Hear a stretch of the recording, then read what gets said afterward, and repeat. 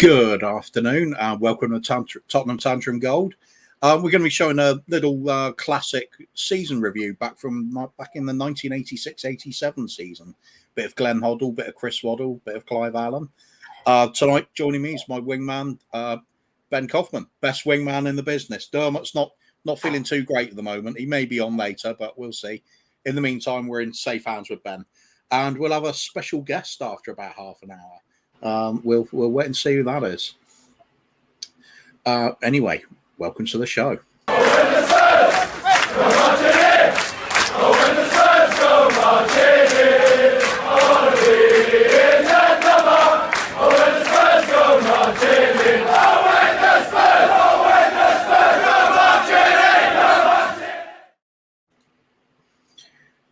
And quick hello to Carl Simpson. Good of you to join us, mate. And Wayne, as ever. Evening all, he says. Evening, Wayne. Right, I'm just going to chuck on a match, get straight on with it, I think. Save a bit of messing around, doesn't it? Yeah. I apologise for not my usual self because I've just been off on a 3-hour stream. I'm a bit tired after trying to find stuff to talk about for 3 hours. Which try not to keep you long, Ben. It's difficult at first, mate. It really is. Especially if you're on your own. You need people to bounce off of. Yeah, no worries, mate. It's fun. We've got Mark Cousins joining us again. Have we signed anyone yet? I don't think we have. Ryan McFarland. Evening all. Evening, mate. Good of you to join us as well. Did you bring up Carl as well? You brought up Carl, right? I did. Perfect. Good. As I said, we're doing a little look back from the 1986-87 season. This season was absolutely remarkable in a couple of ways. Tottenham were actually on for doing the treble. We're in serious contenders for it right the way through, and that was unheard of back then. But we fell away, unfortunately. We fell just short of the final hurdle in every instance. Sounds a bit familiar in recent seasons. Yeah. But we had such a talented squad. As I said, that midfield is the real high point for us. And then we also had Clive Allen up front banging in a record 49 goals. It was just absolutely sensational stuff. That looks like Glenn Hoddle wearing a headband. Must have had a head wound or something at that point. Yeah. Clive Allen off to a flyer. Hat trick on the opening day against Aston Villa. There's Richard Goff. Great player he was. Pity we couldn't hang on to him. Ben, obviously before your time, mate, but I know you've been brought up well, so you'll know all about the sort of 80s. I know all about that stuff. Really, I should need to watch some more of this. I need to start showing this to my little nephew to get him involved, but my brother is a bit of a putz, so he needs to start watching this stuff. Well, is that still Tony Galvin there? Might be one of his last games for us, if so. Yeah, we're on the brink of lots of things this season. With Chrissy Waddle and Glenn Hoddle forming a great partnership in the midfield, and likes of Steve Hodge, Paul Allen adding a lot of grit and determination to it as well. We had a really nice balance to the team. With Clive Allen absolutely on fire. He sort of announced his return to form as a striker in this season with that hat trick on the opening day, and he just kept going. It was absolutely amazing. Mitchell Thomas there, a left back we'd signed from Luton Town at the time, fairly modest fee, but he played quite a number of games for us, and he was about 7 foot tall, which is unusual for a full back then. I mean, he's good in the air. Certainly was. But we had Gary Mabbott and Richard Goff at the back anyway, so there was never a problem with things. It's just it's one of these legendary seasons ending up with nothing when you're probably one of the best teams there. Yeah, Leeds did similar back in the 70s. Somebody was expecting the ball on the plate for him there. Ben, what sort of stories did you always get told about the 1980s team then? We're trying to really think about it in terms of it's the usual stuff. Glenn Hoddle being a genius, Chrissy Waddle being the second genius in the team. I mean, I'm trying. I need to really get it back into my mind. Put you on point too much there, probably. Yeah. Yeah, fair enough, mate. I heard more about the 60s team because my uncle was a 60s guy. He grew up during the 60s. So most of the stuff he went on about was Pat Jennings and Ozzy. I'm too tired. Shit. So Pat Jennings. All that. But yeah, I did hear about this. I need to get it back in my brain. There's a lot I need to find in there. But this was when my parents were going very regularly, going on the Green Line bus all the way from Crayhall, all the way to the ground. So I'm sure they've told me about this at some point.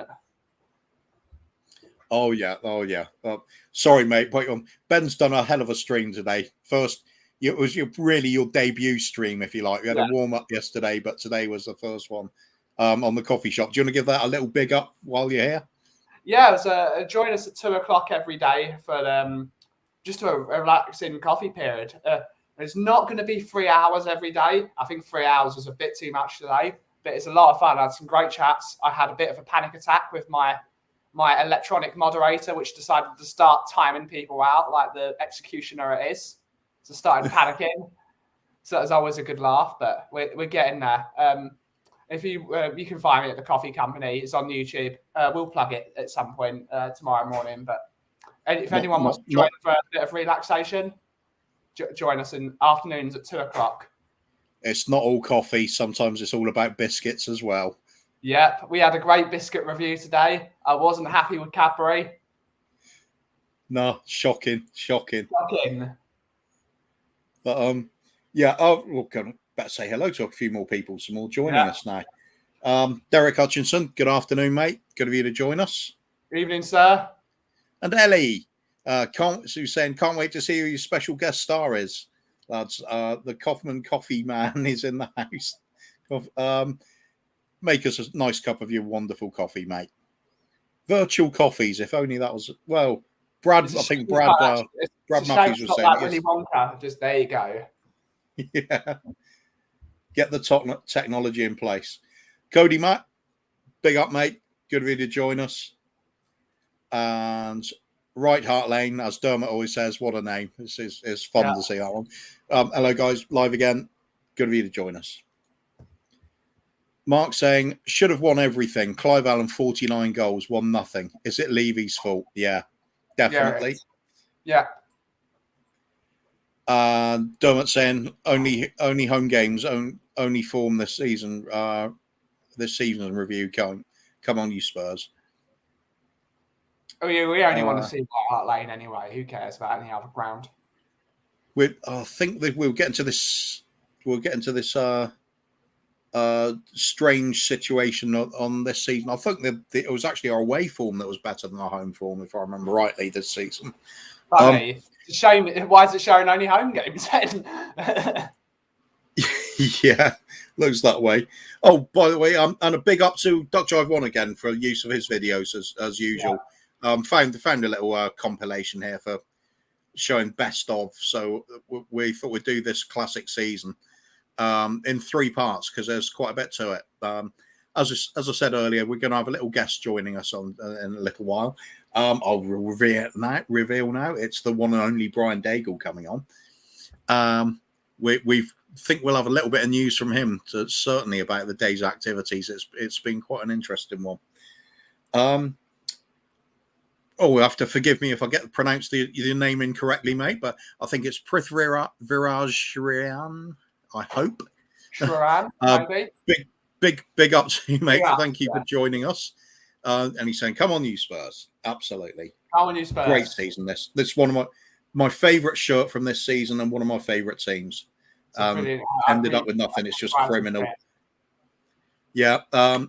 Ellie saying, when we lost to Coventry in the FA Cup final in '87, myself, my dad, and my 7 brothers were gutted as well, as we all went to Wembley thinking we'll bring the cup back home. But things went against us, lads. They certainly did. Yeah. It was a brilliant cup final. Trouble is, we're on the wrong end of the scoreline. But amazing day as well. It was one of those perfect FA Cup days. Beauty, wasn't it?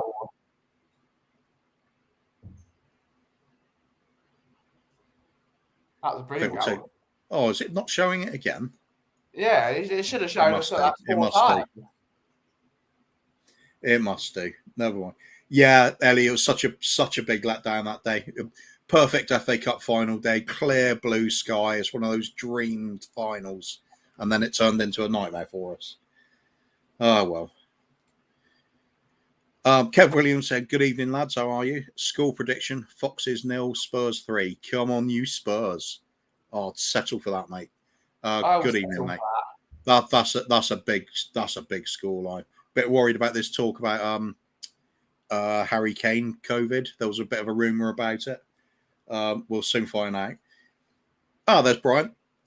Hello, good evening, mate. Hoping you're still joining us in a minute, but we'll see you soon. We'll see you soon. Kev Williams, question: favorite biscuit? Oh, should we do that on this channel? Yeah, I think we should, Ben. Okay, let's reel them off, mate. I love chocolate hot dog. I think that's my number one. I think that's got to be in there, hasn't it? Well, I'll go with the classic chocolate digestive to go with that as well. Yeah, a classic chocolate digestive. I love Fox's biscuits, that one that's half like digestive and one's half chocolate chip cookie. I can never remember what it's called, but that's delicious. Any form of a jammy dodger, especially the more fancy ones. But I am a sucker for the bog standard jammy dodger. It does what it says on the tin. I'll counter that with Viennese rolls. That's in the category though of a jammy dodger though. It is. It's the jammy dodger Rolls Royce version with a bit of cream in there and everything. Yeah, brilliant. What else should we go for? Oh, Right Heart Lane says, Ben, where's your coffee shop? It appears you're still in it, mate. So it's on Burnley Wood Approach in Woodford. You can find the exact details of where we are on our Instagram page and on our YouTube page and on our website. So if you jump over to my page, you can find all the information there. Absolutely. Not keeping up on all the goals going in on the review at the moment, but Simply goals. Everything's Clive Allen. If you're in doubt, say Clive Allen. You're probably right this season. Kev Williams replying to Brian. Right Heart Lane saying, I've never been to the training ground. Really want to go. Does anyone know if they do training centre tours? As I would love that and a tour at the new ground. Do they do tours of the training centre, do they? Brian might give you a tour when he's going to leave his office. He might just follow the carnage. Yeah, it's an interesting one. That I wonder if somebody's got an answer. Evening, Sean. What's cracking, boys? Well, I'll review of the 86-87 season, mate. Just for a lot of goals being belted in. Sorry, Ben. You could drop a link for Shawnee Boy if he wants to join in. Put it in the thing. See if he wants to join. I don't know. He might join if he wants to join as well. Certainly, welcome to come and join us if you want. But Sean, let us know. I won't be here for too much longer. I've got to shut my shop down and maybe have a well-deserved pint while I'm at it. Put your feet up a bit, mate. You'll need to watch your own show. I can't do it. I hate the sound of my own voice. I hate it. I can't. Isn't it funny? Most people do, don't they? I can't stand mine. Ryan McFarland. Yes, he wants a link. Here we go. Bit of controversy here. Ryan McFarland, tea cake or Jaffa cake? Tea cake or Jaffa cakes cake? are not biscuits. That's why they're called Jaffa cakes. Oh, sorry. Did you send Sean a link, or shall I do it? Yeah, I've sent Sean a link, but if you want to as brilliant. well. Cheers, Ben. Always on the case. See, you're on the ball constantly, even when you're absolutely exhausted, mate. Tea cake or Jaffa cake, though? I mean, we had this one come up yesterday. Neither are biscuits. They're not biscuits. Yeah. But, I mean, in a biscuit selection, I'd certainly be pleased to see in Jaffa cakes there. Yeah. Can't beat a Jaffa cake. Or as Dermot would say, can't beat the Irish, but I'm changing that. Ryan McFarland, bourbon cream as well. See, Ben, you said they were too bitter, didn't you? But I'm telling you, if you get the right ones, they're brilliant. Co-op or Tesco's do really good ones. But you get what you pay for with them. Sean's here now. Shall we Let him on. Getting him on stream while he's pouring out a drink just to shame him. I think we shall. It's just Diet Coke. It's just Diet Coke. Of course it is, mate. We'll be able to tell after about 5 hours. Shawnee boy, it's just Diet Coke, yeah. Diet Coke. Yeah. It's like donuts. It's just water. How are we? Doing well here, tired, mate. Shawnee. I'm a bit tired. Why? It's been on stream 3 hours. It takes a lot out of you. It does. It does. Sean, great job, mate. Great job again, Benny boy. You're a natural at it, mate. I mean, hope you enjoy doing it. It's always very interesting, mate. I do need to get some more coffee knowledge. Sean, favorite biscuits, mate. It's in the conversation at the moment, so you got to give it some thought, mate. Favorite biscuit? If I had to pick one to eat for every day or every time I wanted a biscuit, one for the rest of my life. With cup of coffee, probably, since Ben's here. That's what inspired the question in the first place. While you're thinking of that, Kev Williams says, I know it's really boring, but I love a rich tea biscuit with butter and another rich tea biscuit with butter and another rich tea on top, like a sandwich. Yum. I don't think that's controversial. That's out there. I'm gonna try that. Very creative. Butter in your tea.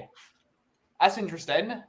Because I always think rich tea's really boring. It's like, trying to soak up the last dregs in a cup or something. But yeah, it's one dips. They only last 5 seconds. Yeah, rich tea with butter. Interesting. Did we have another banger just scored then? Probably did. No, I think talking about biscuits. I think I would have to go for chocolate hobnob. I mean, everyone says it. It's not like you're not wrong. So many people say chocolate hobnob. Like it's just like you got to listen. It does everything. It's got a little bit of ginger in it. It's got a little bit of it. It absorbs everything. It's got the chocolate aftertaste. There's not like you'd be hard pushed to find someone who could criticize. You can't criticize a hobnob. It's your safe Daniel Levy sort of choice, isn't it, Sean? It's like, think Conte, go for it, mate. I'm playing devil's advocate here. When I say chocolate hobnob, no, I you know what I discovered the other day? Do you know ginger nuts? Have you ever seen the ginger nuts that are like quite crunchy? Yeah. So I like ginger nuts; they're okay. But then I've discovered that if you put peanut butter on top of a ginger nut, it is I actually had to post it on Facebook. I actually had to put the picture out there and go, I've just peanut butter on ginger nut biscuits. You're welcome, ladies and gentlemen. And I had at least 7 or 8 likes. So to me, that's crunchy or smooth. It was smooth peanut butter, but I am actually someone who prefers crunchy peanut butter generally. Yeah, I'm a crunchy butter. Why have you ended up with smooth if you prefer crunchy? Because I think we'd run out of the crunchy stuff, and I think Mum had some smooth stuff in it. Because I think Mum's a smooth girl rather than a crunchy girl. So that sounds so weird. The spiciness of the ginger nut with the sweetness and the dryness of the peanut butter. It worked really well to rehydrate everything. Yeah, it was a discovery that I was like, oh my god, this is just different level. That's like the pineapple on pizza discovery. Yeah. Pineapple on pizza divisive, but ultimately successful. Pineapple on pizza is wrong. No, it's right. It's right. You're allowed to be wrong. It's okay. There's only one fruit that belongs on a pizza, and it's tomato. Fair enough. Is that a fruit? Yeah, it is a fruit. You're right. Correct. Fruit. It is, Kev Williams is saying in your chat that he's trying it right now. You'll have to rate it out. Kev, you'll have to rate it out of 10 for us, please. Yeah. Mark Cousins saying that I still get stick from a Coventry fan over my local. He knows Gary is my hero and says he's his favourite player too. Unfortunately, Gary Mabbott getting the own goal in the final this season, FA Cup final. So I'm handed to Coventry. It was a gutting one. I could have put up with it more if it was some other player, but not Gary Mabbott.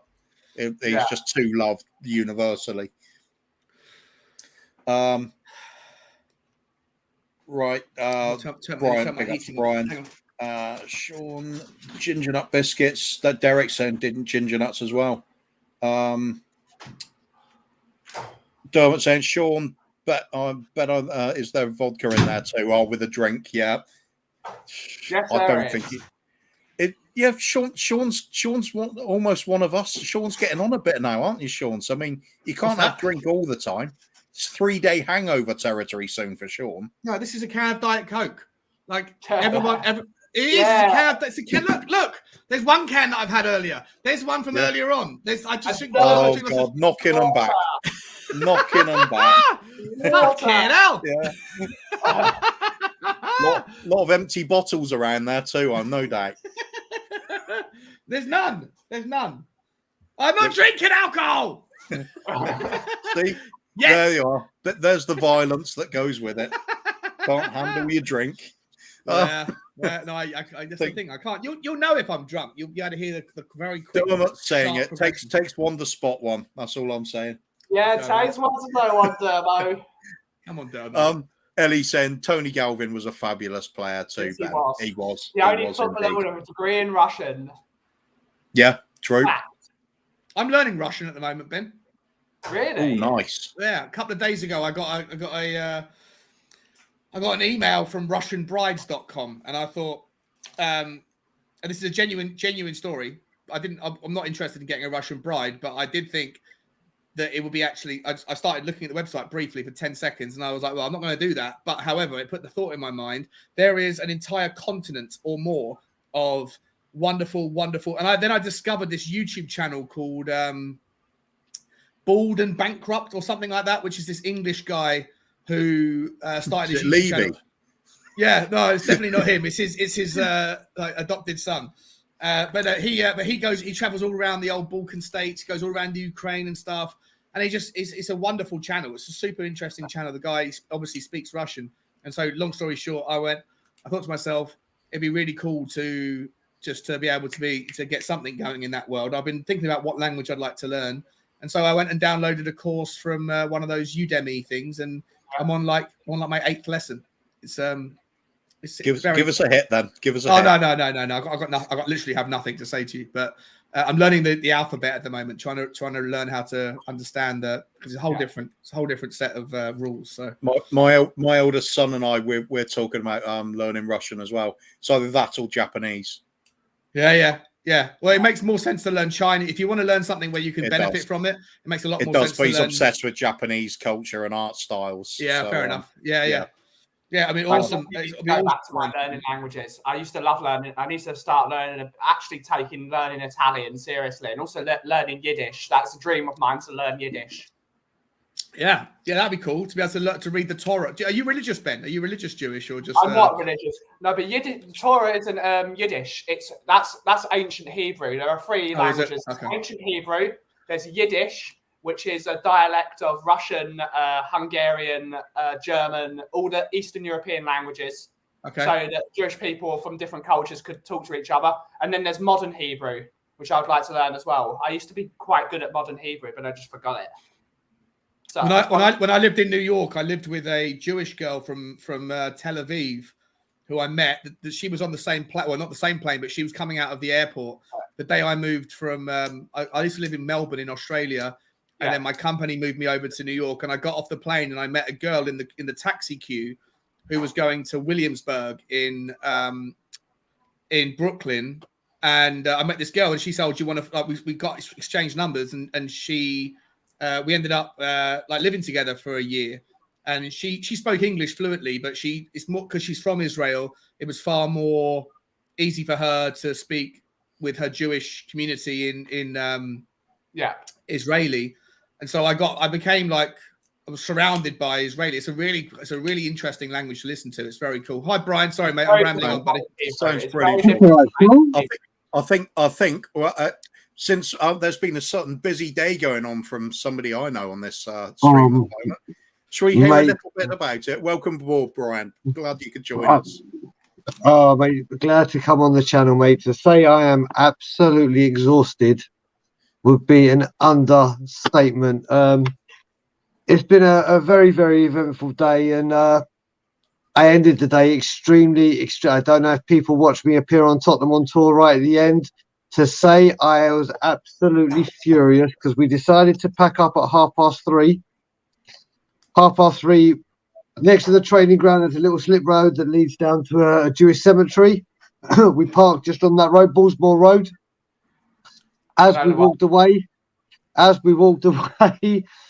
literally within seconds we walked away, we realised we forgot something, turned around.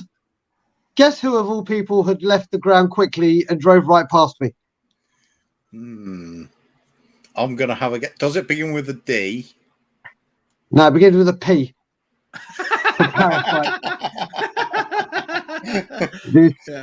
This mate, my blood is boiling. That's how much of a pussy this man is. He waited till we left, and then within 15 seconds, and we're talking 15 seconds, that's not me trying to play it down, 15 seconds after we put the flag down that was right outside Hotspur Way that every player read when they left, he appears.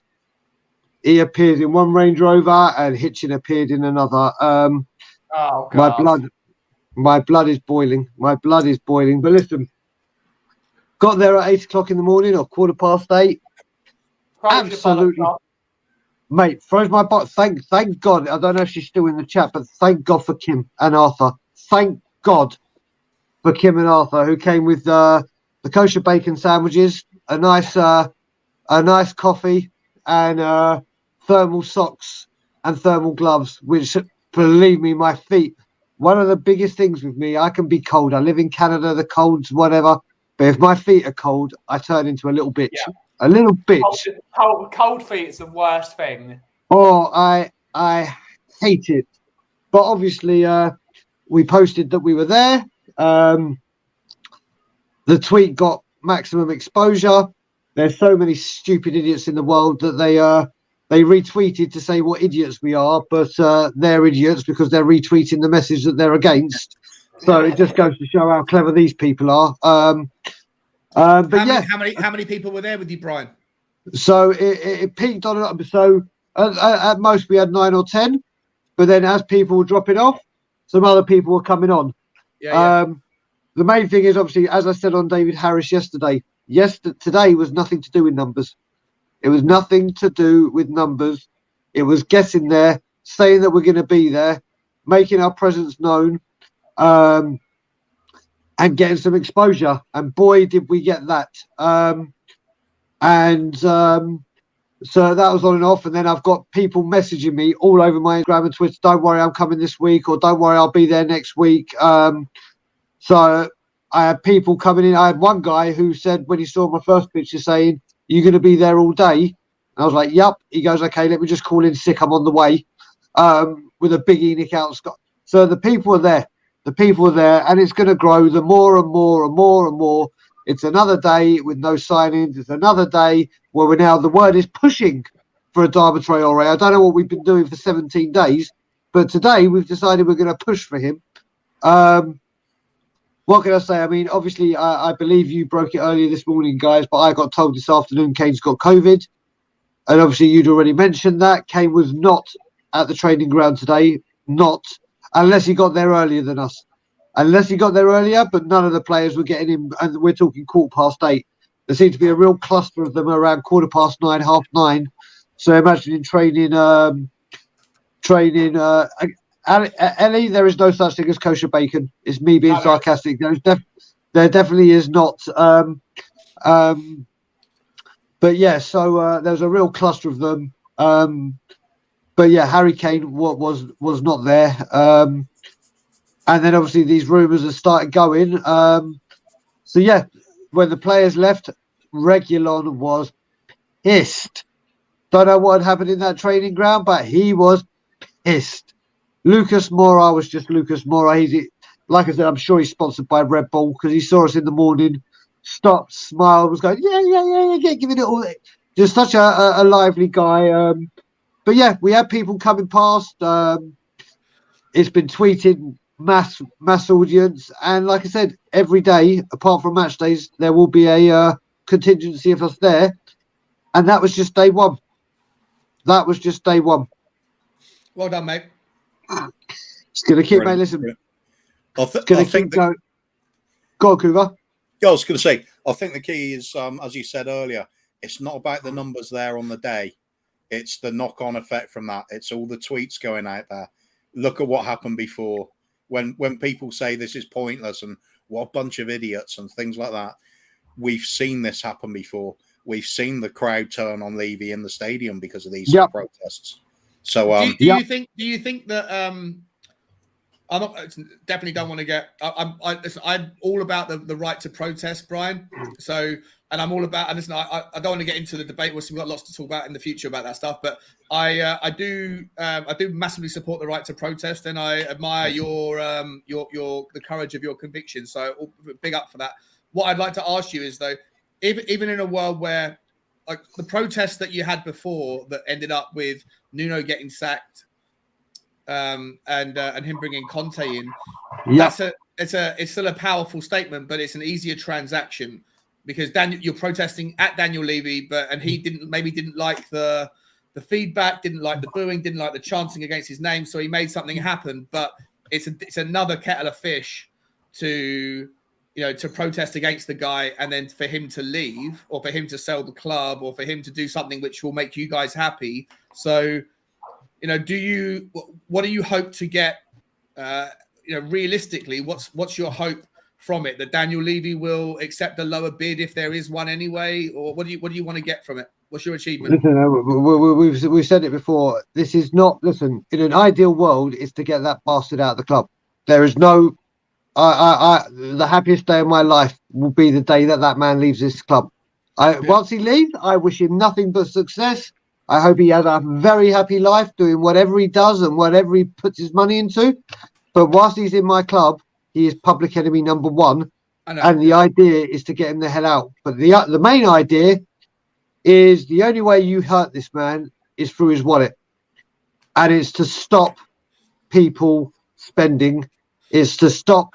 Listen, I can vouch for living in Canada, and Americans and Canadians in the chat and everything will tell you the NFL hate negative press. Anything that's associated with them, they hate it. And it's to stop these investors. It's to stop.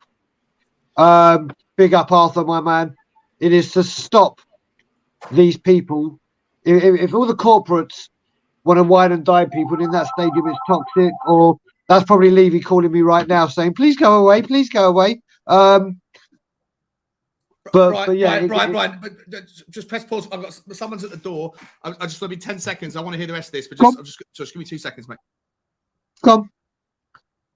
Achi. So yes, Achi. Yeah, same shit, different day. Did you go live again today? Did I hear something you went on 3 hours by yourself? I was on there for too long. I'm a bit tired. Mate, you deserve a medal. 3 hours by yourself on one stream. That's a lot of work. And I just want to say there's someone in the chat who I've just seen and it's unbelievable. So there's a great guy that calls We Are Tottenham TV, and I've been on his great podcast, the Open Peace podcast, guy by the name of Amir Sander. Amir Sander lives in Israel and does a lot of work to promote peace in the Middle East. He's a great dude. I speak to him a lot off of he messaged me yesterday to go, hey, I'm coming to London on Friday. Are you still there? Let him know he's going to be staying like 10 minutes away from me. So I can't wait to see Amir. So Amir, huh? Is he just staying in Chigwell then? No, I'm in Cot Foster's, aren't I? Oh, are you? Oh, I forgot about that. Yeah, he's staying. He's 10 minutes away from me here. So Sean. Basically, getting back to it, the main aim is to stop the money coming in. And as Arthur, who's in the chat, would say, and I coin his phrase and I big him up every time, the only way this guy listens is when you stop the tills from ringing. And if money, you do understand it in doing, if that does happen, if Tottenham Hotspur's capacity or the attendances go down to 20,000, they're already from 62 down to 45 on average, right, over the last couple of months. Yep. If they go down to 25, whilst that's going to hurt Daniel Levy's pocket, it's also going to hurt Tottenham Hotspur's pocket as well, right? Well, look, Sean, you can't have that argument because we're not doing anything now. We're not doing anything now So there's no, if we're not spending, we're not doing anything. So if it goes down to 20,000, what's going to change? We're not spending, we're not doing anything. There comes a point where you've got to say enough is enough. And the only way this man listens is through the wallet. That is the only time this man pays any attention, unless it turns on him. And then he acts like a bitch and hides behind Paratici, because Paratici did the hiring and all the dirty work for Nuno. And then when Conte is announced, where's Paratici in these videos? No, he shows his ugly little rat face. What are your thoughts on Paratici? I'm not calling him a don. I ain't calling him in anything at the moment. He's a footballing director. Listen, without him, there's no Romero. Without him, there's no Conte. So those two things he's done good. But this guy who's been listen, I said this from the beginning as well. Paratici does not fit our business model. If Levy wants to go down the manner of or down the process of buying young talent, identifying young talent, turning them into stars and selling them for big money, the name of that person is Louis Campos. Yeah. That's what he does. He fits the Spurs model completely. Yeah, we were having this conversation on your show, on this show with Phil. Was it Phil Latis? We were doing it the other day, Ben, and his argument was like, "I'm not trying to compete with City and Chelsea. I understand we can't do that, but we can create a culture that's fostering talent like Ajax." Or like Leicester, right? To use a more local. I'm all for all of that stuff. And Brian, you know, we're going to go through this on the debate with you. I am as disappointed and pissed off with the decision making regarding transfers as anybody else is. Well, maybe not as anybody else is, because I've got a slightly different perspective. But generally speaking, I think that the thing's a shit show. We should be we're trying to be both and not doing either very well. But instead, we should either be a Leicester who have a brilliant scouting network, or the best example is an RP Leipzig, a Dortmund, or an Ajax. They have this culture, but it takes more than just a couple of scouts, right? It takes, like, you look at the Ajax model, they've got like 10, 12 people that are like a family that are all like brothers. And they're not direct brothers and sisters, but they're all kind of act like that, you know. And I think the same happens in Leipzig. What's that, Ben? Sorry? They're all over the world, the Ajax scouting network. They're everywhere, from South Africa to Eastern Europe. They're everywhere. I mean, I think you could, like, Tottenham have got like a chief scout. I've actually reached out, by the way, for what it's worth. I've reached out and had responses from a few scouts on LinkedIn that I'd love to be able to get to have a conversation with, to understand how it really works. But if we want to go down the path of like an Ajax, it does require an entire shift in operation. It's going to be more than a. Who was the name you said, Brian? Louis Campbell. And what club is he at? He is. I don't know where he is now. Lille or Nice. But I think he might have even left. He might be. I think he left Nice, but he is. He has links with Mourinho. But the thing is, Sean, as you were saying, if you look at it, he's hired a Mourinho because of his ego. And we know what Mourinho comes with: spend millions, win trophies, get the sack and turn things toxic. And also, he's the polar opposite of footballing ethos as Pochettino, right? And exactly. This is what we keep doing this, Sean. We keep going Redknapp attacking, AVB defensive, Poch attacking, Mourinho defensive. Every single time. And then you look at it. You then get Conte in, and we'll go back to Paratici. Rather than doing that, you hire Paratici, who breakers deals for Ronaldo and all these other people that come on extortionate wages, which we're never going to pay. Doesn't fit the model. Yeah, but you get him. So you know what? What I keep liking it to, you've probably all seen that one, the Julia Roberts film, Pretty Woman. And you remember, he doesn't like heights, but he lives in the penthouse. Why? Because it's the best. He doesn't like heights. He goes to. Well, that's what Daniel Levy does. He hates spending, but he'll get a guy that hates because he's known as the best. You want a youth academy, you want to bring through youth and buy cheap and sell big. It reeks Louis Campos and Ten Hag. And I'm talking Ten Hag before Conte. I would have loved Ten Hag. I would have loved him I was wanting him the whole time. Yeah, same, mate, same. Completely agree. I agree with everything you just said, Brian. I 100% agree with you, mate. It's and this you can't chop and change. Well, that's what we keep doing. That's what we keep doing. And, we do. And we've gone from money's going to be available to, and I love the word TalkSport used because this is the new word of the day, and I tweeted about it. It said we're pushing for Conte, Adama, and I'm like, pushing? Are we in fucking Labour? We've been pushing so long. We've been pushing so long for this dude that literally, I think we need a midwife, not a parasitic. And then Daily Hotspur quoted Antonio Conte as saying in the January signings, honestly, I don't know. Transfer window in January is very difficult and more simple when you start the season. This reeks of one man and one man only. But it is true, though, Brian. It is true. January is fucking hard. Yes, but we've gone from, yes, we're going to spend big. Yes, we're going for Traore. Yes, we're going to bid this to no, we're not. We're going for a loan.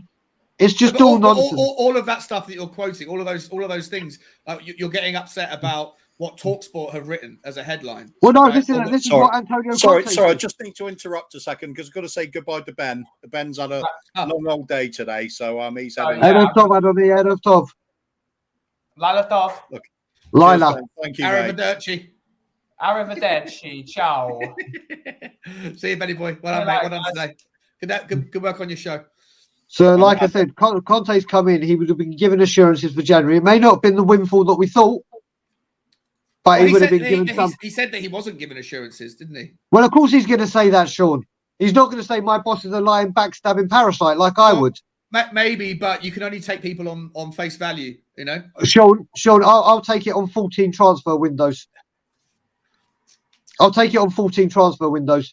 Do you know what? Like I said, if this had been a one-off, then you're like, yeah, okay, maybe this time.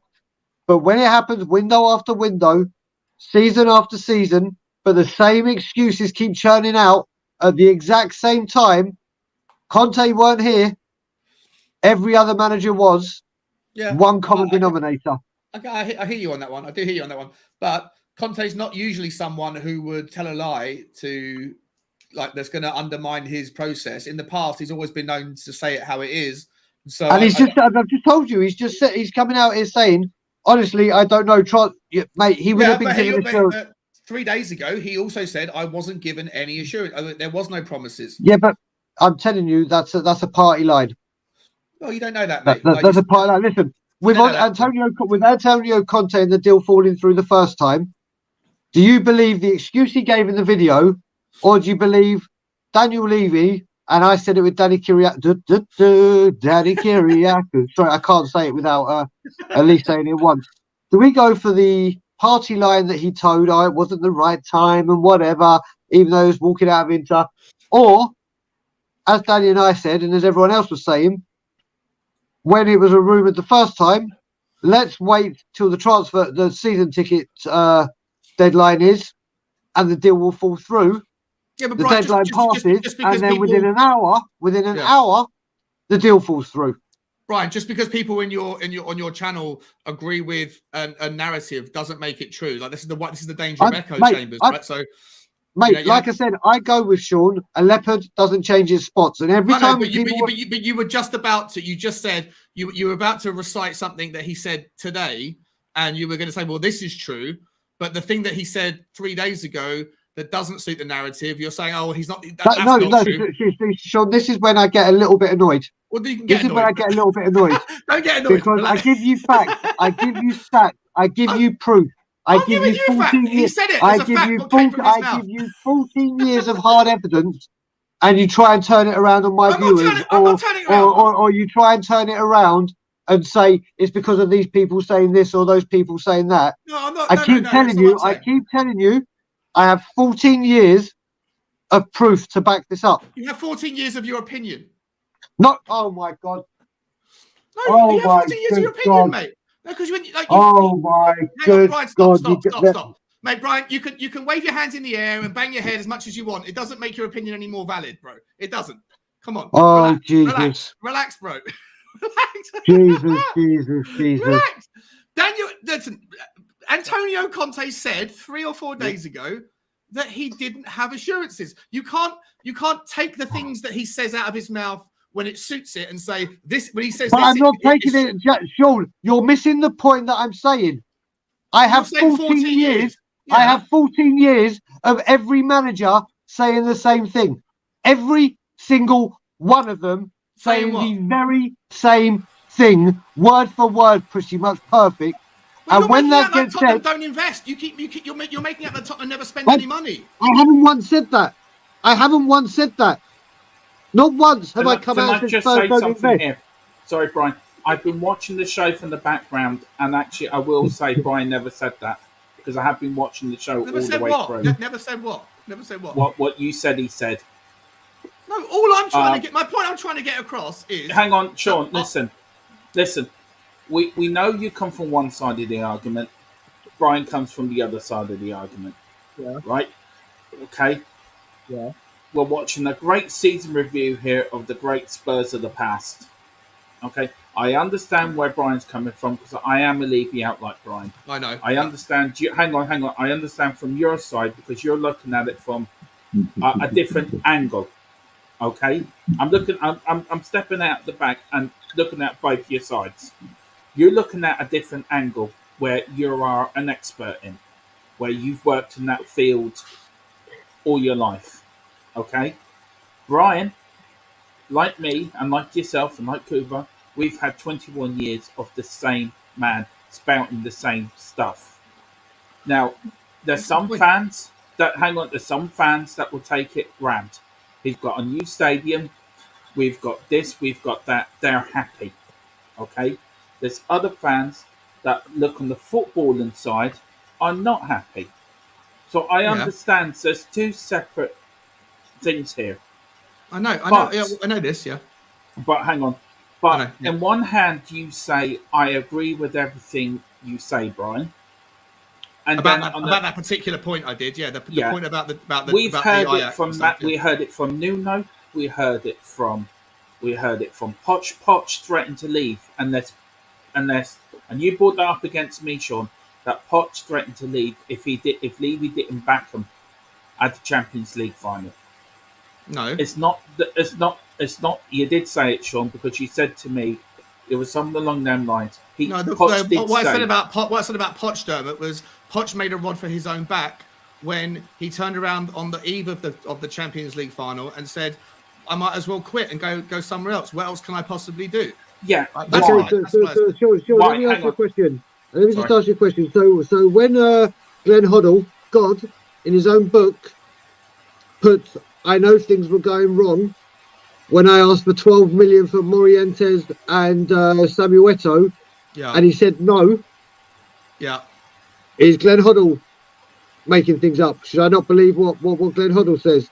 When Harry Redknapp asked for Tevez and Cahill, and he gets Louis Saha and Ryan Nelson, should I not believe what Harry Redknapp says? We're miles off the point. I haven't finished. When Paul Mitchell comes in and leaves because he won't listen, who do I believe? When Aldini came in and spent the bail money and AVB only wanted 2 of those players and has gone on record of saying it, who do I believe? Do I believe Levy, or do I believe the manager, or is it words again? But so Levy I know we spent. Levy hasn't said it. Brian, stop it, mate. Relax, calm down, bro. I don't know how many more managers and how many more things I need to say to you.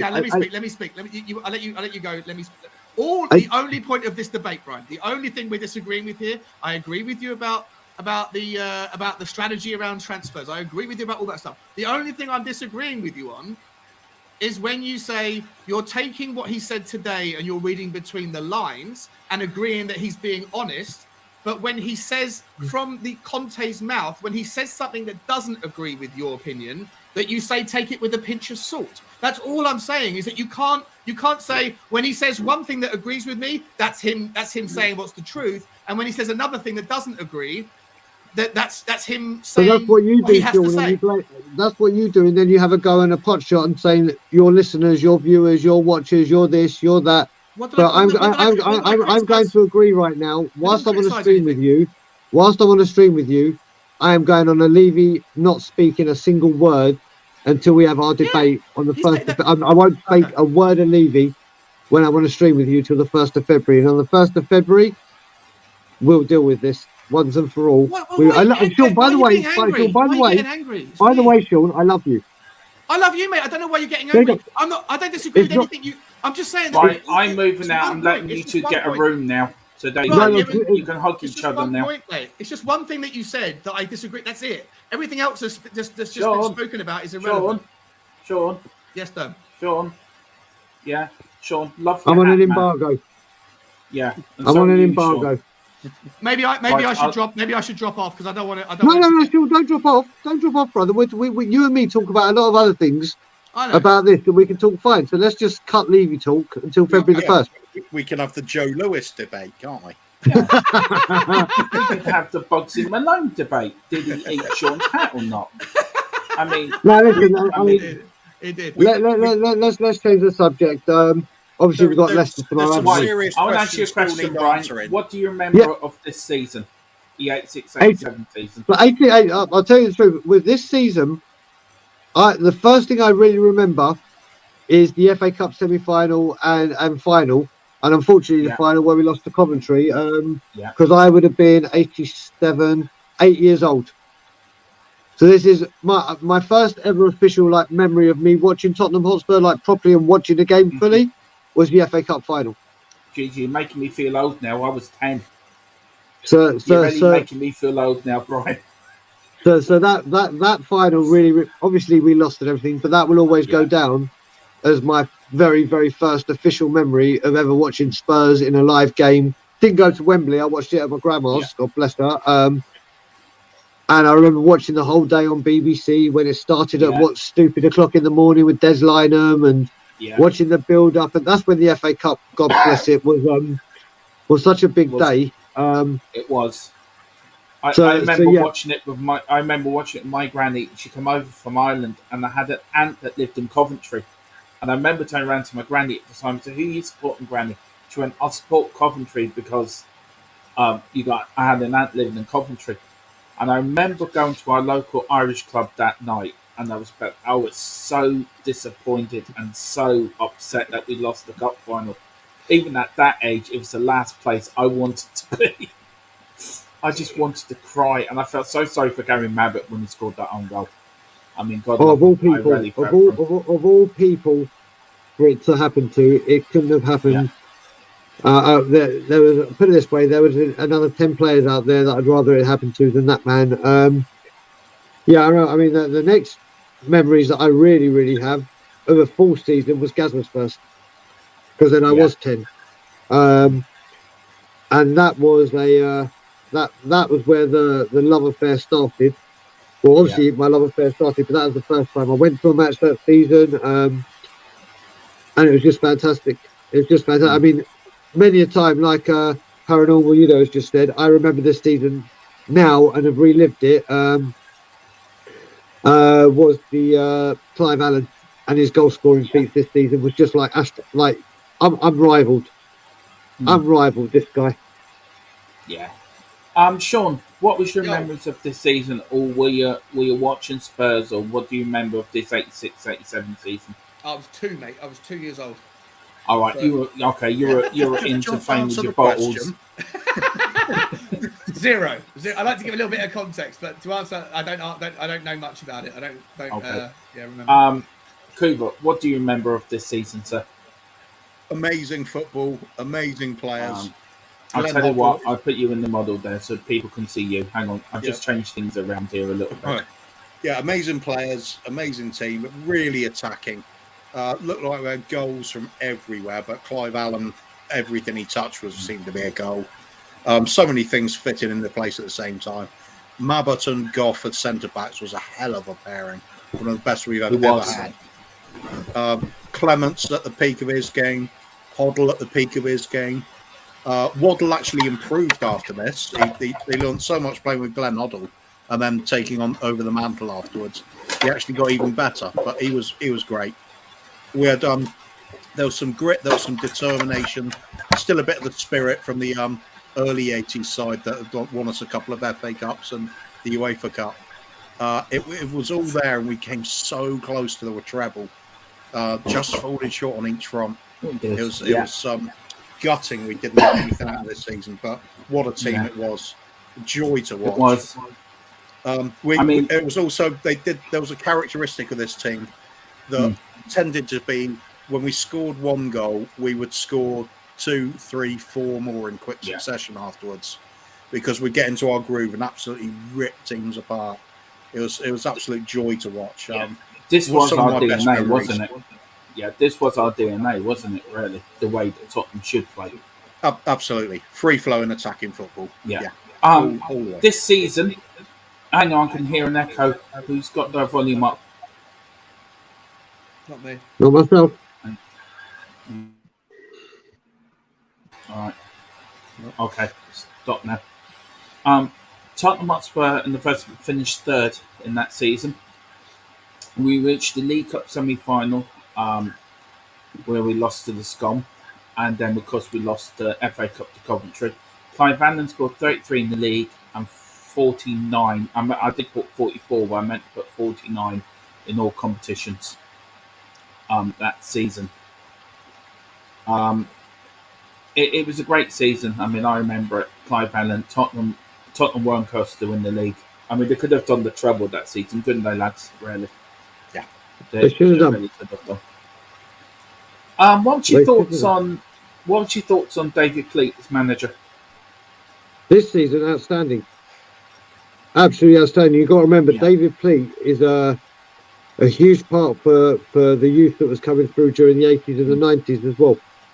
Was a huge part of it. He could unearth very young talent very, very easily. One of the people we did find, who obviously started off fantastically, but now has fallen off a cliff, is Dele Alli. Yeah. He was speaking relentlessly to Spurs about getting him. He's mentioned another few players, I can't remember who, but he's a huge reason for a lot of the good youth that we've come through this, either been bought in or behind the scenes through the academy, or whatever you want to call it, as it was going coming through the systems, the YTS or whatever you want to call it back in the day. David Pleat in this time was at his peak. Yeah. He really was. Sean, what is your first memory of Tottenham Hotspur? Your earliest memory? The first game I ever went to see. No, not the first game, but it could be on telly. It could be somebody talking about it. When was your earliest memory of Spurs? Can I just give you a bit of breaking news? They're not Tottenham related. Yeah. Mourinho is under consideration to become Everton manager. Holy Jesus, Mary and Joseph. According to who? That gives they're trying to mirror things that we do, but do it even worse. Everton are bad. Everton are a lot of trouble. Everton's they're already in breach with FFP.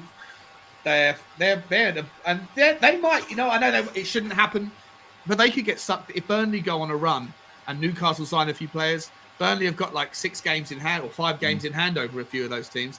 If Everton gets sucked into a relegation battle on top of their FFP problems, they could be if they go down, that would probably be the folding of Everton Football Club. They're screwed. I've got a bit of Spurs news here. If you don't mind me going through it to you, Keith. Go for it. It's not really much. There's not really much. There's one breaking news here. Sean and Brian declared truce until 1st of February. Breaking news in Sky Sports News. We've got here from Sky News, breaking Sky News. Putin asked Sean to find him a wife. So that's other breaking news as well. I'm going to learn Russian. We've got a bit of breaking news here. Brian for Prime Minister job to take over from Boris Johnson because he'd do a bloody better job. No, thank you. I'll be Prime Minister of Canada, not here. Like I said, when I finally do get to go, I like I keep saying, my life is Canada. I'm here, and I'm here for longer for obvious reasons. But my wife and my life is in It's a very, Canada. very, very, very cold Toronto right now that are actually under a snowstorm yesterday, 50 centimeters of snow in one day. Even Canada are calling snow days, and Yeah. they don't normally shut the schools unless it's minus 35 or a huge snowstorm, which we've had. So for Canada to be on snow day shows how bad it is over there right now. But that is where my life is. So, Prime Minister of Canada, It's yes. a bit of a joke. That was a bit of a joke. Sorry, bro. Oh no, I didn't actually think. I didn't actually think I was going for Prime Minister at any point. But I didn't. I didn't think I'd be. We've got another Wait a bit. minute, I was about to put a We've got vote another in. bit of breaking news for Coover. Coover will be offered the job of running FIFA, the FA, and the Premier League to put the house in order. Oh yeah, He I'll will take be that. paid. He won't be paid any money though. He will be Well, paid don't in want Jaffa cakes and Jaffa cake rum once a week. He gets 3 bottles a day. No, a serious Yeah. question though, because I've been obviously at the training ground all day. Yeah. Has there actually been any breaking news that I've missed today, like transfers for any teams Yeah. or managers or anything? Yeah, this is a serious one. AC Milan are interested in signing Tantrum on loan. The defender is concerned about the game time once Romero and Dyer return. Okay. Okay. The So- good thing, one thing I will say with today is we didn't see Romero came in, but we saw him come out, so he's definitely been in their training today. So that's a good bit of news. Have you talked about Conte's press conference at all? No. Right, Not this is the exactly only bit it. of news I can find. He found that Antonio Conte believes Tottenham need to do something in January window, even if it's not the best opportunity. That's what he said. Leicester away tomorrow. Leicester have 11 players out. I don't know if you heard that as well. In fact, that was Yeah, this I've been morning, hearing Brian. that all day. I've been hearing that all day. I just hope. I mean, yeah. I'm going up with Simeon tomorrow. The most exciting thing, and it really, really put the cherry on top of a really, really good day, is Simeon let me know that Grandpa's coming, and I haven't seen Grandpa since I've been back. So to see Grandpa, who is a great, great, great man, is incredible. And Graham, I'm going to give you a call to come off this stream, mate. Graham was obviously with me all day today. So always good to spend time with Graham. But yeah, I'm very much looking forward to seeing Grandpa. So I'm praying that game is not called off. Oh, coming up. Sorry, I've just got to pop off. You just stay there for a minute, Cliff. Sorry. No problem. Yeah, I think we're all sick of having no football at the moment, aren't we? Yeah, I mean, has there been any other games called off today for the week ahead or anything? None that I'm aware of. Dermot's obviously off for the second. He was doing the news updates, but we'll come back to that. I can't say I've heard anything sort of anything new anyway, Brian. You're probably more likely to find out about transfer activity than somebody watching the TV will. Yeah, let's see. But yeah, like I said, I just really hope, because Leicester, I have even Filbert Street. Had I been to Filbert Street back in the day? Let me try and work out. I can't remember if Leicester were in the Premier League for a sustained amount of time, but I don't know if I was going to away games. And I don't think I went to Filbert Street, but I certainly haven't been to the King Power. And looking forward to that, because it could be quite a nice stadium to go to. Obviously, we all admire what Leicester are doing as a team, and it would be nice to go down there. Like I said, I haven't been to the King Power, so hopefully we get to go to a game. Absolutely. Only trouble is if Harry Kane is out, that's our usual goal scorer against Leicester, isn't it? Yeah, I mean, like I said, Harry Kane. I'm not a betting man, but I'd bet my parents' mortgage, not that they'd approve of it, that Harry Kane would get a goal tomorrow, because he always seems to do. But if the rumours are with COVID and he's not, then we're in real problems tomorrow. Absolutely. Sean, away games. Been to any memorable away games? Have ever been to see Leicester away? I've been to many memorable away games. I went to probably the worst memory, but the best experience in the 94-95 season when Tottenham got to the semi-final of the FA Cup at Elland Road, and we lost 4-1 to Everton. Back when they used to play the semi-finals at neutral grounds, Yeah. We went there, and Tottenham were in the you know, they got that massive stand. Yeah. And then they got the 3 little stands. So all the Tottenham fans were in the one big stand, and then the other 3 little poxy stands were all Everton fans. And Daniel Amakachi got a hat Oh, trick. I remember that game. That's the season when everybody was expecting it to be a Tottenham Man United final, and then that's right. Yeah, and then Everton I think Man United lost to Crystal Palace, or maybe they beat Crystal Palace, but that was the other semi-final, because Crystal Palace shouldn't have been there either. I think I might be, but that was a long time ago now. But that was a good game. I've been to Old Trafford maybe, I don't know, half a dozen times to see Tottenham. I've been to Highbury. I've been to Chelsea. I've been to Birmingham. I haven't been to Filbert Street or whatever it's called now, the Empower thing. Been to the Dell. But I've been to quite a lot of the kind of Premiership teams to see Tottenham play away from home. It's always I love away days. It's a great day out. You know, all the fans, doesn't matter whether you're winning or losing. The fans are always noisy. I remember whoever it was who went to see Chelsea play us. Oh, see us play Chelsea in the Carabao Cup a couple of weeks back or last week. Me and Ben. You and Ben, that's it. Yeah, you two. And you were saying that for 30 minutes strong, you were singing "You'd Armies," right? Yeah. That's awesome, isn't it? Even though you're losing the game, doesn't matter. It's the away day mentality. It's great fun. Oh mate, it's like honestly my best away day ever, and I try and find people that can actually beat it. Is Southampton 2, Tottenham Hotspur 6, Ronnie Rosenthal hat trick. Yeah. That game was something special. And you got to remember that was a year we weren't even in. It's the same year as losing to Everton in the semis, when we weren't even meant to be in the FA Cup. But to go 2-0 down and take Stuart Nethercott off and bring on Ronnie Rosenthal, and what we saw, and there were 3 breathtaking goals. Let's face it, there were 3 breathtaking goals from Ronnie the Rocket. I think I said it on this channel. Actually, I've actually got very, very drunk with Ronnie Rosenthal. We were in when I lived in Israel, we were in a bar in Eilat. Oh, you were saying, yeah. And he just came in and said, "Can I sit with you?" And it was like, "Can we sit with you?" And the first thing he did was put his credit card behind the bar and say, "These lot drinks on me all night." Got absolutely battered with him because I was still drinking, absolutely battered. But one of the stories he was telling religiously, and he did a lot of work for Liverpool and Spurs. It was actually him that told Tottenham to go look at the Dimitar Berbatov. Wow. He kept calling out Spurs saying, "Go look at this dude." And he was the one that instigated. I wouldn't say he started the trial. He was the one that first brought Dimitar Berbatov to Tottenham Hotspur's eyes. Yeah. Nice. How much did you pay for him? I think it was like 14 or something like that. 14 or 16 mil. And we sold him for 37, didn't we? 2 years later. Let's have a look. Let's check it out. Sorry, Kubo. United got a bargain selling for buying him for that much. Yep. Yeah. Absolutely incredible player. Yep. But he wanted to go. Right? He wanted to leave, didn't he? So you can't force it. And same with Michael Carrick. Same with Luka Modric. You know, some of those sales.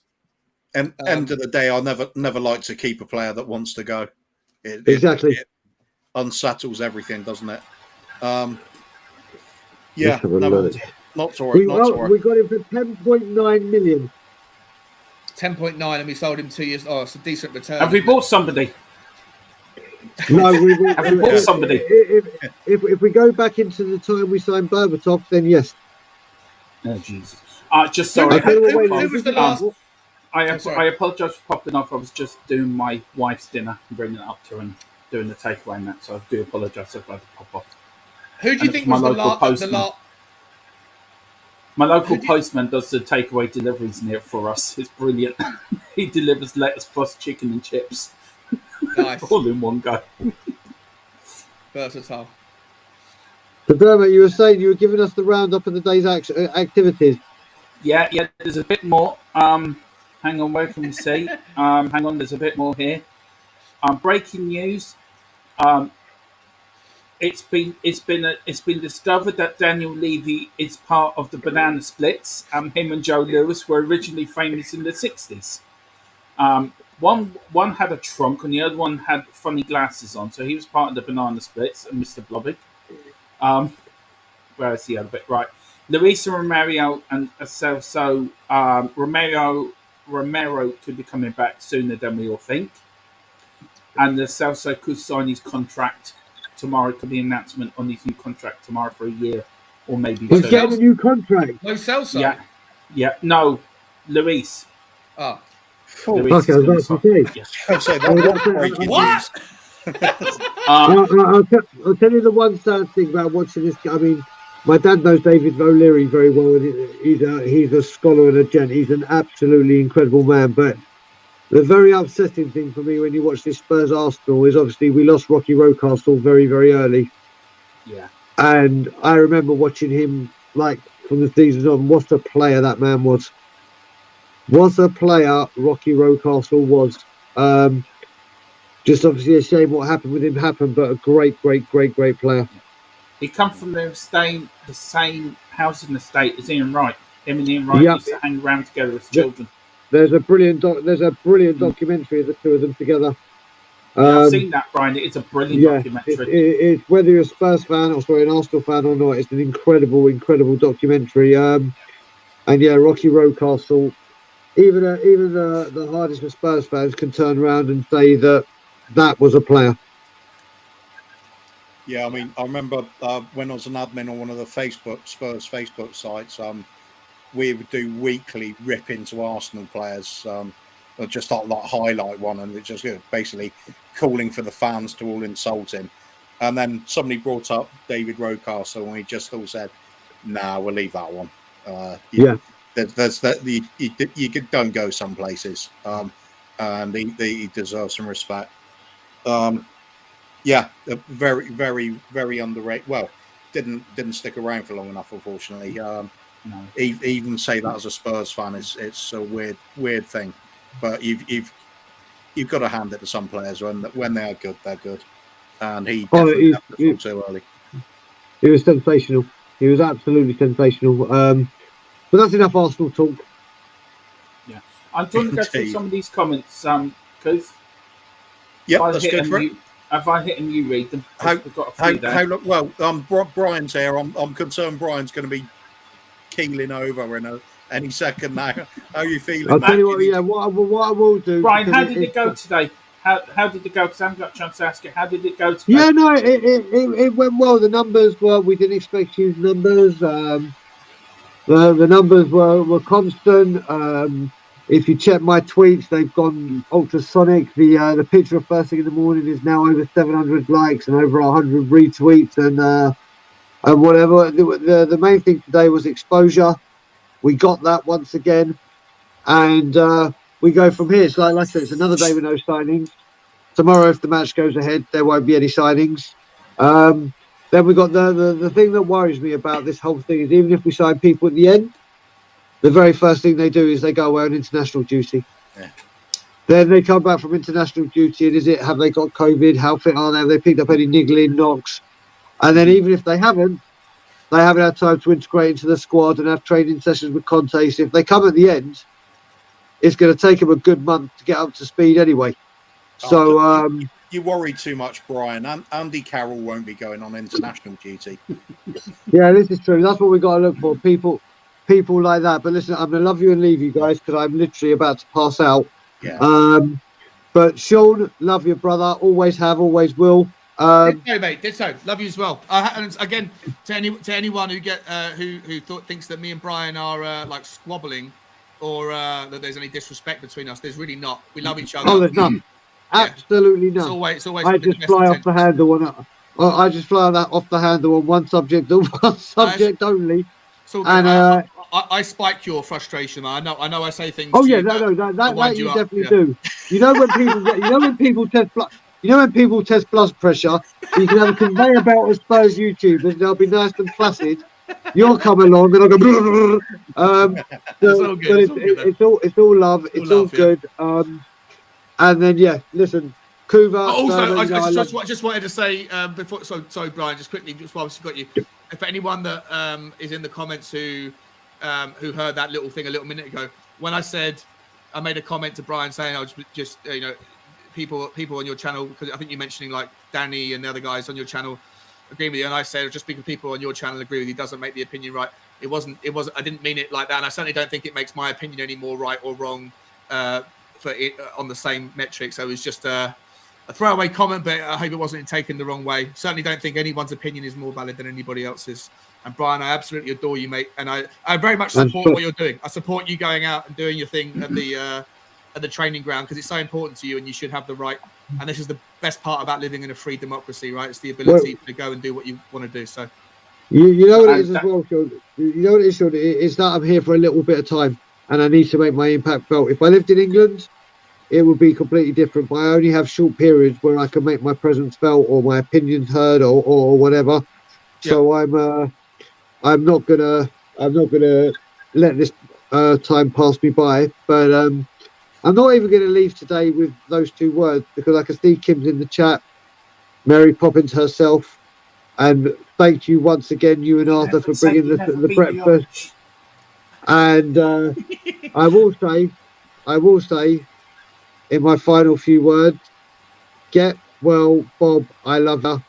Get well, Bobby. Get well, Bob. Get well. Just come back to us, and believe me, when I see you, I'm either going to hug you or kick the shit out of you because of the shit I'm going to get from my wife when I get home. So one of the two things is going to happen, and I can guarantee you it will be the love and laughter and crying. When I see him first time, I will cry my eyes out. So as I said, once again, I will leave you with get well, Bob. Love ya. Peace out. Cheers, Brian. Thank you. Yeah. But alas, for more of us, get well soon, Bob. And please get over to Tottenham on tour and give Brian's channel, the two Brians, and Adam and Danny Kiriakou and Adam. Great channel, isn't it? It's a great channel, and that guy Brian Ireland is a very, very articulate guy, isn't he? He's so very organised. He's super smooth with his linguistics. It's we've had it's very cool. We've had the privilege of being on there, haven't we? Because we have indeed. So it's been a great channel. Look forward to coming back on again. I had to put Coover in between you and Brian just to make sure they were kept apart fully. You know, we had the bodyguard in between them. No, I didn't call you fat. You're stronger than me. That's why I said it. And you look more menacing than me. You look like the Undertaker. Why do people keep saying this? I'm such a pacifist. No, you look like the Undertaker. I'm not saying you are the Undertaker. So you look. No, I'm a tree hugger, mate. I'm all peace and love, mate. So in the 60s, you would have been hugging trees. Is that right? Absolutely. Is that what you're telling us? Absolutely. Okay. And Sean would have been drinking under the. Right. Okay. We're glad we all cleared that all up. Diet Coke. Right. Yeah. No, there's vodka in. I know a drinker when I see one. Believe me. As Ben said earlier, I can spot it a mile off. There's Coke. There's vodka in that. See. Look, I'm even joining you. Joining you. So that Diet Coke is going down quite quickly, Sean. You all right, mate? He's already started sliding to one side. You can already see already. He's just starting to Diet go. Coke's got a vintage, hasn't it? Shall we get through some of these comments? Not guilty. There's millions, mate. No, thank you. We'd like you around a bit longer. Right. Just say thank you to the 30 people that are in. Please hit that like button, hit that subscribe button, hit that smash it. Share the channel. We don't like red in this channel. We want to turn it white comments or blue. As well. We love comments too. We'll get around to answering everybody's comments. And we want to reach 300 before the 1st of February. Let's see, can we do it? Come on, let's get to 300. Where's Hollywood Phil these days? I haven't seen him for a little while. Is he over? Is he still like doing Hollywood things? Is like he Hollywood? Yeah. He's chasing Adele. Let's get on this comments. He's away for a few days. He's so LA. He's out playing table tennis. Yeah, he is. And then tomorrow he's going out for lunch with I don't know who's going out to dinner with tomorrow night. I think Adele or Rihanna or somebody like that. So nice. I'd drop you in a heartbeat. As much as I love you boys, if Rihanna came a calling, you guys can wait a little while. She's a smoke show. Lovely lady. I'll still be waiting on Adele. I know he would. I'm quite happy with my wife. Right.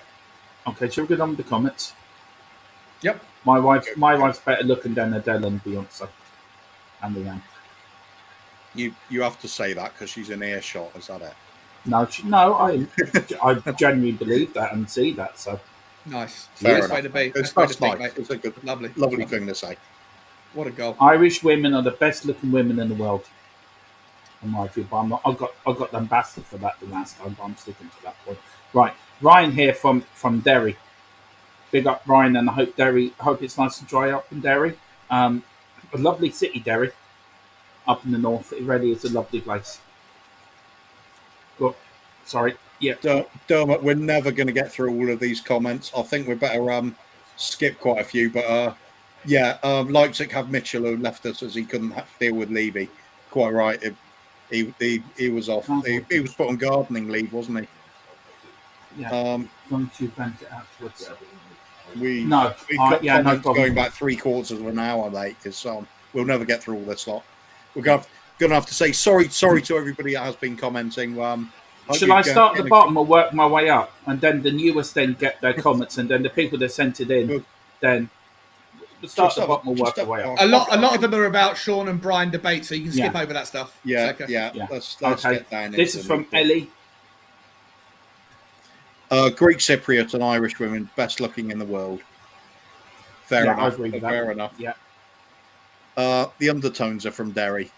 They are. Actually, yeah. And also, there's a Dubliner song called "The Town I Love So Well." That song about Derry as well, which is a beautiful song by the Dubliners. Few little comments as I'm skimming through them as well. Arthur pointing out that there's no background noise since Dermot went off. Is it back again? Oh yeah, probably. I've got new headphones and everything. I thought the noise had gone. I think it's just the computer, mate. Eventually, we'll get around to a new one. And I think people are a bit shocked on Jose to Everton news and things like that. Yeah. Kim in the comments as usual. Back in the channel, it was always brilliant to see Kim and Arthur. Arthur. Big up Arthur. Ellie said, "Kubi, you're such a." I think she means legend Tottenham fan, and love your humility and love the way you attentively comment all things Spurs, my man. So Ellie's your biggest hero. Thank you, Ellie. That means a lot. Thank you very much. Neil, my comment to Daniel Levy and Joe Lewis, I've been part of the Banana Splits. Banana Splits were Feagle, Bingo, Drooper and Snork. Drooper and Snorky wore glasses in the 1970s. I was a member of their fan club. Yeah, I remember watching that in the 80s as a kid, the Banana Splits. They were brilliant, I have to say. Graham, good evening, Graham. Levy and Hitchin were hiding. We got Neil Sharp Banana. Shamu. The 2000 kit's here soon. It's in my city. Arthur, Ronnie the Rocket, brilliant game versus Southampton, the 6-2 away. It was. Then Kim's big up Kim, and she's saying, "All right, Kev." Arthur, I love listening to Arthur. I can listen to him and Philip Brady. I could sit there and listen to them all night talk Tottenham, and Granddad and Grandpa as well. And We Are Tottenham TV. If them three did a show together, Jesus, what a show that would be. One of the best games was Spurs versus Ajax semi-final European Cup. Fantastic memories. Yeah. I think leave it there on the comments, mate. Yeah. We're never going to get round to them all. Make use of Shawnee while he's here, and before we wrap up, I think, because we're going to be getting towards the end of the footage very soon. We are. We've got one here from Premier Simon. You're a mate.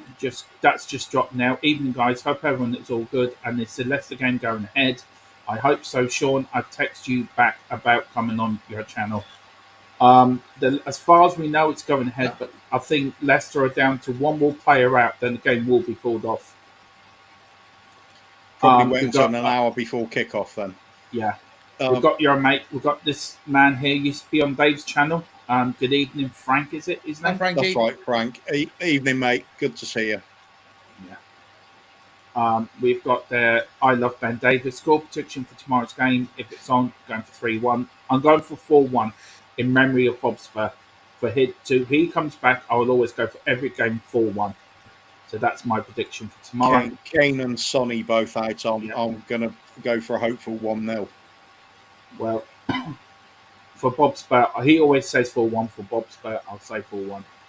Undertones was one of my favourite bands with the Jam. Brian McFarlane, yep, they were brilliant.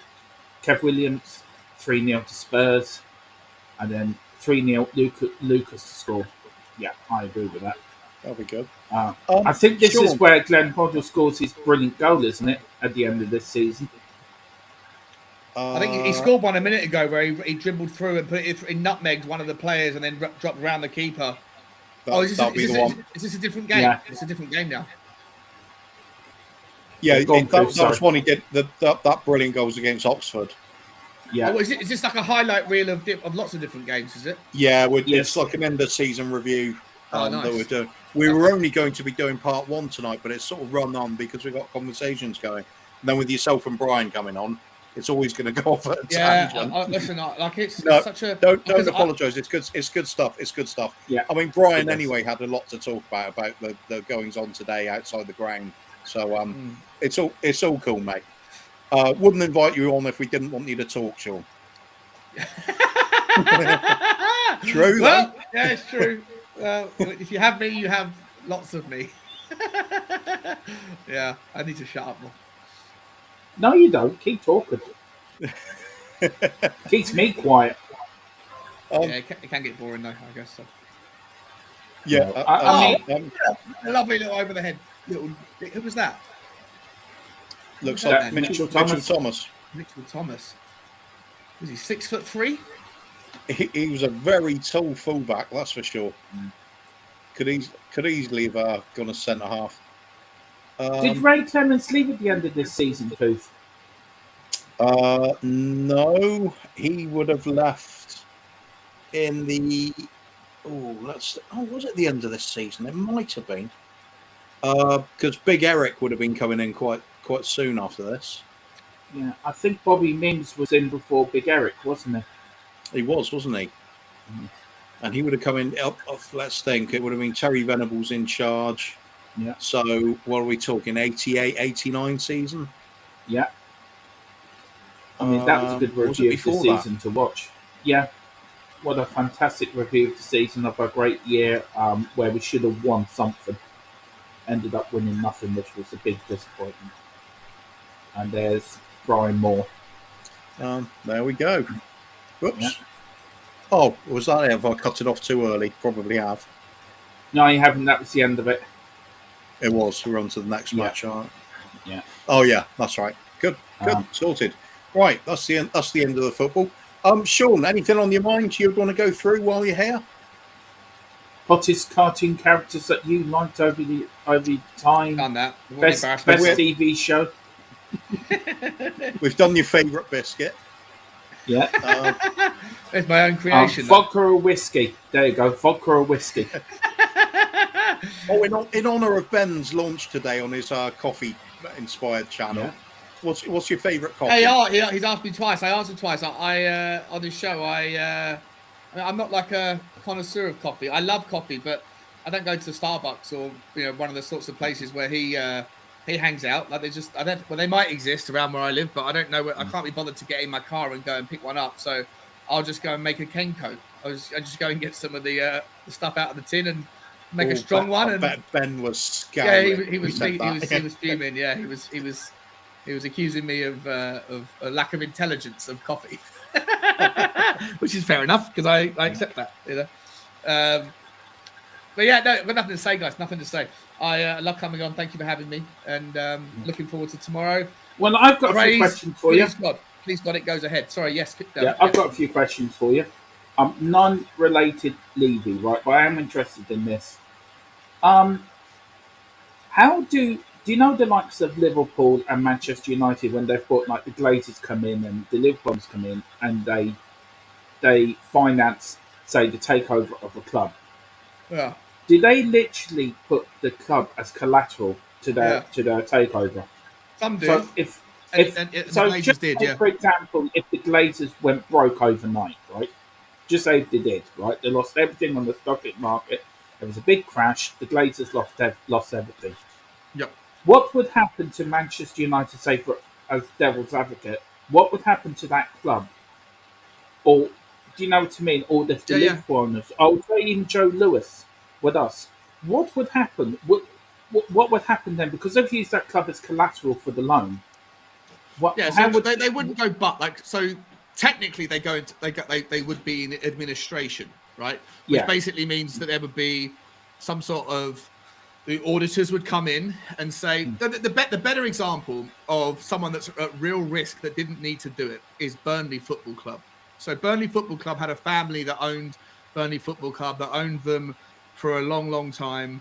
And they ran them incredibly with frugality, and they managed to get themselves into the Premiership and stay in the Premiership and do a lot of really great things. They had £50 million on the balance sheet when the Americans came in 2019, I think it was 2020, and said, "Oh, we want to buy you out. Right? We want to invest in the Premier League," and they agreed to be bought out for, I think it was like somewhere about £180 million. I think was somewhere around that. Yeah. But the guys that owned it only put down, I think, like £15 million. They put down 8% as the deposit, like a mortgage, right?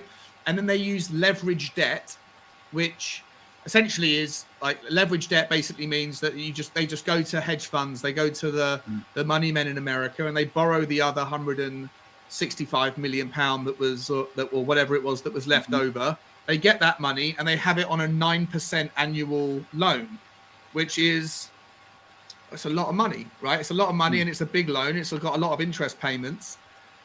And then they used the Burnley Football Club. They used the stadium, the training facilities, and all of the assets within the club as the collateral on that debt. So when Burnley football fans heard that they were getting bought out by American these sports companies, they thought that Burnley would go from the well-run club that they are to a Chelsea or like a Manchester City. That's what they thought. There'd be like loads more money invested. There hasn't been any of that.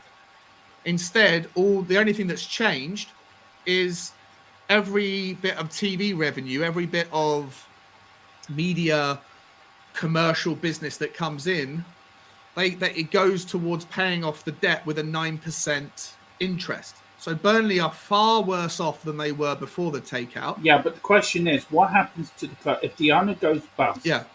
What happens? Does the bank then call in that loan and call in order to collect? So the bank then own the football club. That's the bottom line they're at. Yeah. So I was going to get to it. So essentially, what would happen is you go into technical administration, and then if there was no buyer, then technically, if nobody was interested in buying the club out and paying off the debts and all those things, then technically they would sell off the property, sell off all that. That's how clubs go bust, and that's what would happen. But in reality, there's always going to be someone who comes in and buys up the debt at, say, 70 pence in the pound, 75 pence in the pound, so that the people in America, the investment banks, get their money back. They'd have already made some of the money back on the debt by having, as long as the payments are maintained and made up until there's a problem. And so far, Burnley have been making their payments. So even if the investment banks and the hedge funds, only get paid 75 pence in the pound, when someone else comes in and buys them, technically the people that made the initial bet will have already made 9% per year. So they're still going to be made kind of whole. They'll still be okay. I understand what you're getting at. Yeah. But in terms of what happens to Burnley after that, well, they're fucked. There's no more money, right? So everything gets stripped down. The best players get sold.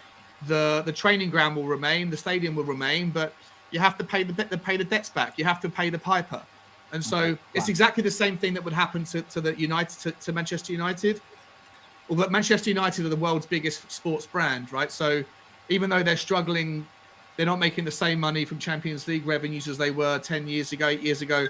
And dropping out of the Champions League for them is a big deal because they have massive salaries and all those things. But they do have income revenue streams that are just out of this. They're astronomical compared to what Tottenham have. So, they're mind-blowing. So it's not quite the same. And I don't think you'll ever see Manchester United go bust. I do think, Dermot, last thing I'll say is if Everton do get into any more problems, Everton they rolled the dice with what they were trying to achieve, and it hasn't worked. They spent £800 million, not on infrastructure. They spent £800 million on players, net over the last 6 or 7 years, and have gone backwards. And they are not. They should be okay, but they are technically. You could argue the Norwich game that they lost the other day was a 6-point relegation dogfight. Right? If Everton gets swept into a relegation battle, and God forbid they go down, you might end up seeing like Everton as do you remember what happened to Nottingham Forest? Do you remember what happened to Leeds United? Like that could happen to Everton. I don't think it will, but they're really Everton. Don't expect to see Everton competing at the highest levels again for the next 5-6 years, because they're in a lot of problems financially. And best case scenario is they hang on. Worst case scenario is that they are going to be the next Nottingham Forest or the next Leeds United, and that would be a travesty, because they've been in the Premiership since day one. Well, I think they're one of the 6 clubs, aren't they, Cliff, that haven't been relegated? Yeah, at the old First Division. Fred, just a few questions for you. I think before we wrap this up. There's a quick one to add on to that one Sean's just talking about. I know we've said no Levy and everything, but it kind of reinforces one of Sean's points about that. There are worse places we could be than current ownership. You'd look at Everton and think that's one of them. Yeah, but also just and I don't, again, not getting stuck into it, but the last thing I'd say is, when we look at, and like I say, I am all for Daniel Levy going away. If he can draw a line through the operations, the hierarchy of decision making, and he never again has another decision to be made with on the field activities, I'm all for that. I'm not a Levy in. I'm not Daniel Levy's child. I'm all for all that stuff, because I do think he makes terrible decisions. I do think he's not pro risk enough. He's too risk averse. But I always come back to this: if you want him gone out of the club in its entirety, then you have to find a good purchaser. And I know that the Amazon is an idea that was been flouted around, but although I think if Amazon aren't going to just spend money willy-nilly either, but they're a business that needs to break even and needs to make sense of it. But if you do want to go down the Chinese path, you're giving up your privacy. If you want to go down the Arab path, the oil money path, you're going to give up your human rights. If you're going to go down the Russian path, something similar. And if you want to go down the American traditional purchase path, the leverage buyout, then you could find yourself in the same position as Manchester United, or you could find yourself in the same position as Burnley. And so pick your poison. There's no buyer that is without its complications.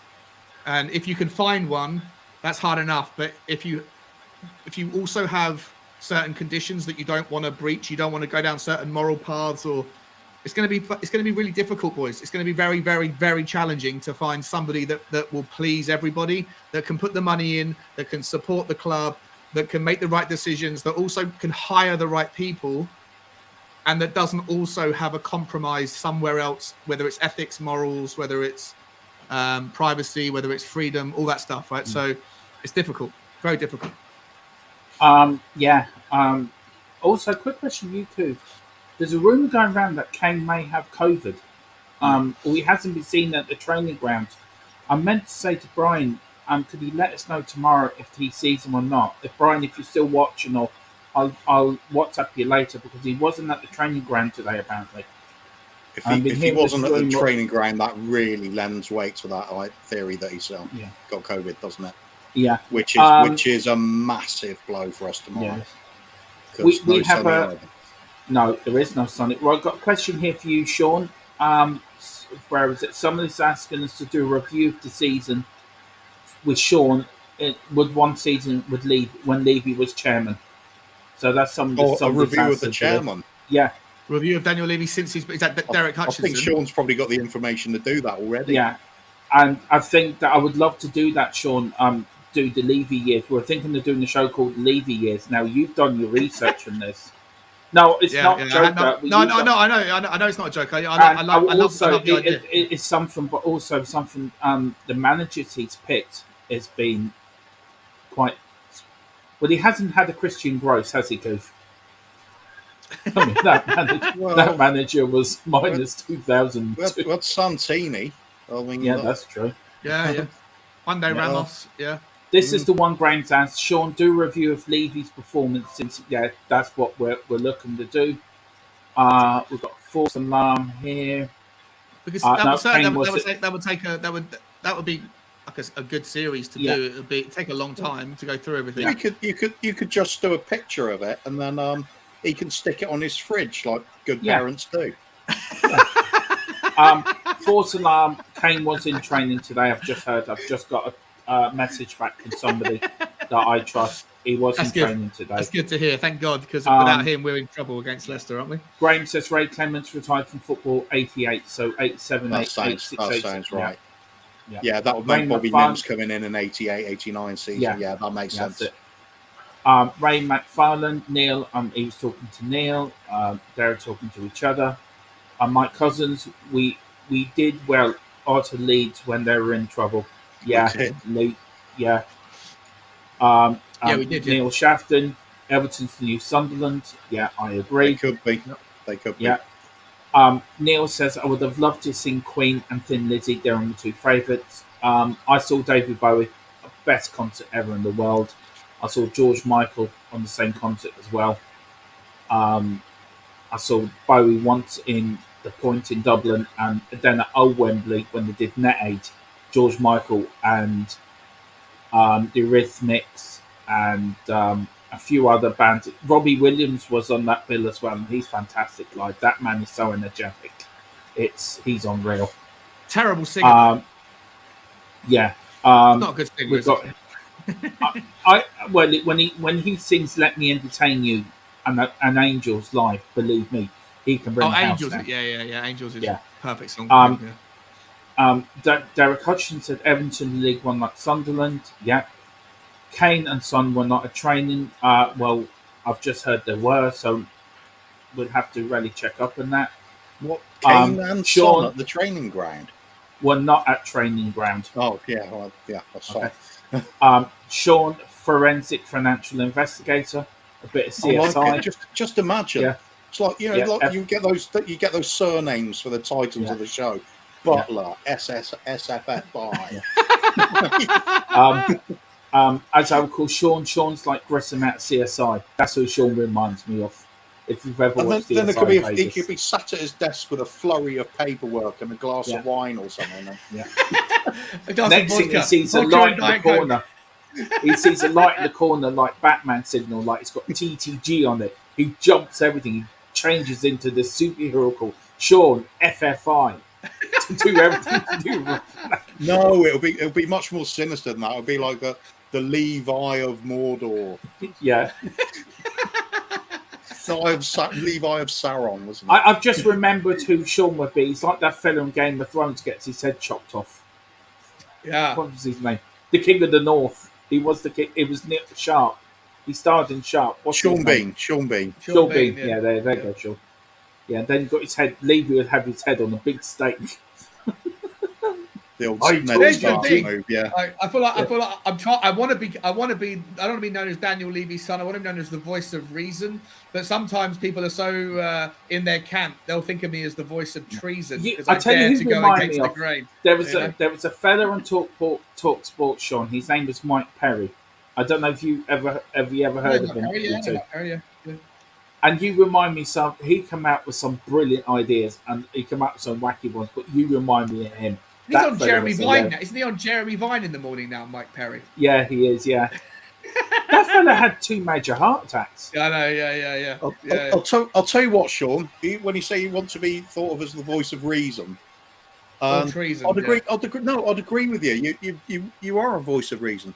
The trouble is, you're against fanatic Spurs fans, and we don't care about reason. We want our stuff, so it's always going to end badly. I know exactly. I understand that a lot of people are always going to be pissed off with me or dislike me. I get it. Can I ask you a serious question though, Sean? Yeah. I will ask you a serious question. Do you get when we say about? Do you understand where me and Kuva we've seen us win trophies that it's more important than top 4? Can you understand where? I mean, do you really get it, or are you such a thing that that you're in a selection of fans that top 4 means more than a trophy. I mean, I don't think it does mean more. I'm with you. Like, I would love to win a trophy, and I totally get your point. I totally get everyone's point. I understand how frustrating it is being a Tottenham fan. I understand how frustrating Daniel Levy is with his lack of risk and his narcissism and the fact that he got like a reputation of being this amazing negotiator.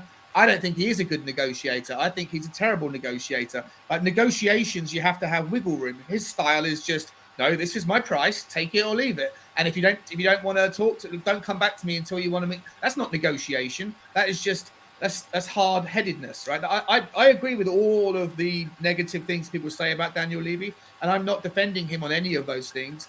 I just remind people who think of Daniel Levy as a 0 out of 10 chairman that there's more to being a chairman than just the one aspect that is the most obviously frustrating thing. There's far more to it, and people sometimes overlook that. And you can't. I don't think it's reasonable to think of him as a 0 out of 10 chairman, given the things that I've spoken about, like what we've done off the field, but not just off the field, on the field. It's the previous for us. That's important as well, Sean. Even on the field, like the progress in league positioning. I know that's a top 4 argument. I get it. I hear what you're saying. But like the average position of Tottenham between 1990 or 1991 and 2001, I think was like 13 or 12.8 was the average position, and then between 2001 and 2021 was 6.3. Right, so there is no other club that has had a better average improvement in their overall yearly positions. And whilst I understand that the biggest area of weakness is that before Daniel Levy, we would win at least 2 trophies every 10 years. And under Daniel Levy, we've won 1 in 20. So I totally take that point. This is our longest drought in 71 years I get it. for not winning a trophy. I get it. But I also think it's harder to win a trophy now than it ever has been before. So there's context. At least we avoided the whole Levy thing again, though, didn't we? So yeah, we did. Yeah. We tried to. We kind of did. But don't. I take your point, mate. I don't ever think that I don't understand your point. I do. I 100% do. Absolutely. Yeah, you do. Yeah, we just know we're right and you're wrong. Right, I've got a bit of team music. Get in there. Right. Eric Dyer is out for tomorrow. Son is out. He? Christian. Oh, for fuck's sake. Christian Romero is 50-50 and Stevie B is in. I don't think you can play. You can't play Romero. They'll be foolish to play Romero. And did you read the comments of very quickly? Did you read the comments of Brendan Rodgers today when he said about his press conference about us? He's saying that Conte's come in and it's given them a stable base. They're playing similar style as they were under Nuno. Very quickly, before we wrap up, what's your comments to that, Cliff? What's your response to that? Yeah, the actual style isn't that far away. Basically, it's just he's getting the players to do it better. That's what it is at the end of the day. The aim is to be very solid at the back and basically hits on the break. We don't play on the front foot. We're not the. It is quite similar. It's just Nuno did it terribly. He couldn't get the players to do what he wanted. Yeah, clearly. No respect from the players, were there? Yeah. Right, we've got a few comments here. We've got Neil calling Sean the MI6 Financial Crime Division. We have something over here called the CAB, which takes money, goes into criminals and takes their stuff off them for stuff they've got through criminality, like the big drug lords and all this. So I think Sean was very good at that, going in and taking all the tools away from Levy. Kim B saying Leicester. And then she says again, Leicester. We will win, Leicester. We're winning. No problem. Neil Shefton. Levy doesn't just sit on the throne and eat bonbons. He overpays someone to do it for him. Yeah, I would actually agree with that. I can see, do you remember the Egyptians when they have somebody feeding them grapes and they have to think somebody waving something? That's Levy in the boardroom. He has Hitchin one side and Harry teaching the other. And wouldn't be proper palm leaves, though. They'd be artificial. Yeah. I'd sell on value. And it would have Nuno feeding him fake grapes or something. Yeah. Brian, big up Brian. Brian, if you're still watching, I'll send you the link tomorrow if you can just get so you can plug everyone on here. This is massive. Yeah. I already said I told you earlier that Kane was training. This is now backed up my source, so thank you, my source, you were brilliant. Truthful as ever. You said Kane and Son earlier. Perhaps that was just a bit of an error. You meant just Kane. No, Kane. Apparently, Kane. No, the players are not fit tomorrow. Son, Dyer are out. Romero's 50-50 and Bergwin's in. I said Kane. I said earlier Kane wasn't at training, and then I texted my source. Kane it doesn't matter. It doesn't matter. It's confirmed. And then I text Kane, and then I text my source, and he said yes, he was in training, and this just confirms. I did say it first, Steve. You are right, but I did. Check it out again. What was it? Apparently, he goes in the back entrance. Yeah, interesting. Tell him to go in the front entrance and get a photo that's a bit of of Brian. Information for the Friday night show. I've been sent back a photo. He was there. Brian, I'll send you the link in the morning, Brian. Just give us an update how everything's going if you are protesting in the morning. Kim's backing this up as well. There you go, folks. Yeah. Kane is a backdoor beauty. You can go. You can take that in so many different directions. That comment, right? Ned Stark. That's it. That's Sean. Sean's Ned Stark. Yeah. I like Sean Bean. He's a good. Arthur went. Arthur, you're a legend, sir. I'd love to have you on, please. Oh, good. We've got another bit of breaking news. I'll give it to you in a minute. Yes, that's a brilliant film. For Veronica Guerin. If you ever want to watch that's a reporter that was over here. She was murdered by an Irish gang at traffic lights. That's how the CAB was formed by the Irish government. But it's a brilliant film. I would recommend that film to anybody to watch it. I really would. Mark said you skipped my comment again. Sean, you would. All right, sorry. Getting Is it the one where it says we all want trophies, but she's? I appreciate you, mate. I appreciate you saying that. Yeah. I don't want to take over the top. Yeah. I'm not. It's not going to happen. But I do appreciate the support, Mark. All I want is like open minds. Open minds is all I want. I don't want to change anyone's mind. No protest on match days, says Brian Daigle. Yeah. Quite right. Sorry, Brian. I didn't realise that. Sorry. I apologise. Sean, join the dark side. Stop using logic and use your emotions. Yes. Damn right. I'm getting there. Come back to the light. Come back. I mean, you said earlier you were leaving out on the morning show, so we have got that proof. So please come back to the light. I didn't get where I am today as a Spurs fan using logic and sanity. No. We're just Spurs fans because we're loonies. Right? Okay. And Howard said, thank you, Dermot. Nice of you to say so. Yeah, I can listen to you, Philip Brady, and Grandpa all night. Them three together would have... they could write a book and it'd be a bestseller. But them three should do their own YouTube show. They'd be brilliant. Pick up Arthur. I'd love to get Arthur Philip Brady on one show. A few things as well this season. UEFA have robbed us of the quadruple. Yeah. VAR has robbed us of the treble by giving the correct decisions in the Chelsea. Exactly. Because what VAR correct decisions is not something that's supposed to happen. Exactly. So what are we going to be robbed? How are we going to be robbed? The Premier League have robbed us of the Premiership by having these suspensions against Arsenal. The biggest one. Yeah, and the biggest one, the whole lot, Sean's robbed us of all hope of leaving. So, our season's over. Wait, what about the FA Cup?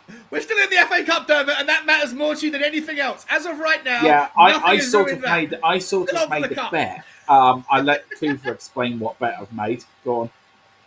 I have made my bet. What I'd said if Tottenham won the FA Cup, what I'd do. I mean, I have to stick to it. I have said if Tottenham won the FA Cup, and I said this on Murray's Love Lounge. I sent it as a message. What are you going to do? Thinking nobody would see it, but somebody sent me a picture of it on the screen. I said I would get a tattoo of Murray's Love Lounge logo at Tottenham in the FA Cup. Oh shit! Okay.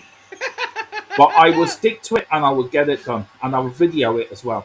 I'll video out and put up. If they do, I will video out and do it. Wow.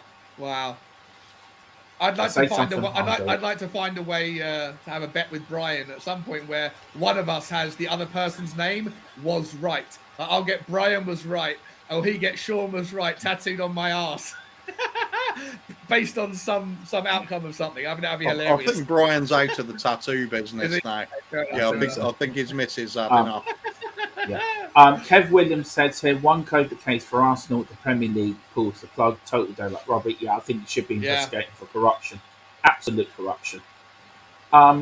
We've had 3 trophies robbed from us. We just need to get the FA Cup needs to fall apart now, yeah. Coover. We've got 5 minutes before we reach 2 hours, so I think we'll get to the 2 hour mark and then I think we'll wrap it up there. Very quickly, Coov, what's your thoughts for tomorrow? Where can people find you? And what have you got coming up in the next few days on TT2? You don't need to ask where people can find me when I'm on my own channel here, aren't I? Tomorrow, we do pimp you out to other channels. Tomorrow, though, we've got a tough opponent. Let's not forget that. Leicester are not a pushover team, despite what people will say. They have won more than us recently for a start. They've won the League and FA Cup. Yeah, that's true. And even without a lot of their attacking players missing, which they are, they're still a good unit at the back. So they're going to organise well. They're going to still have an industrious midfield. We're going to have to play well to beat them. We're going to have to might have to be patient. The home crowd buoying them on a bit. We'll have to wait for Harry Kane to get his 5 goals in the second half because it'll be easy.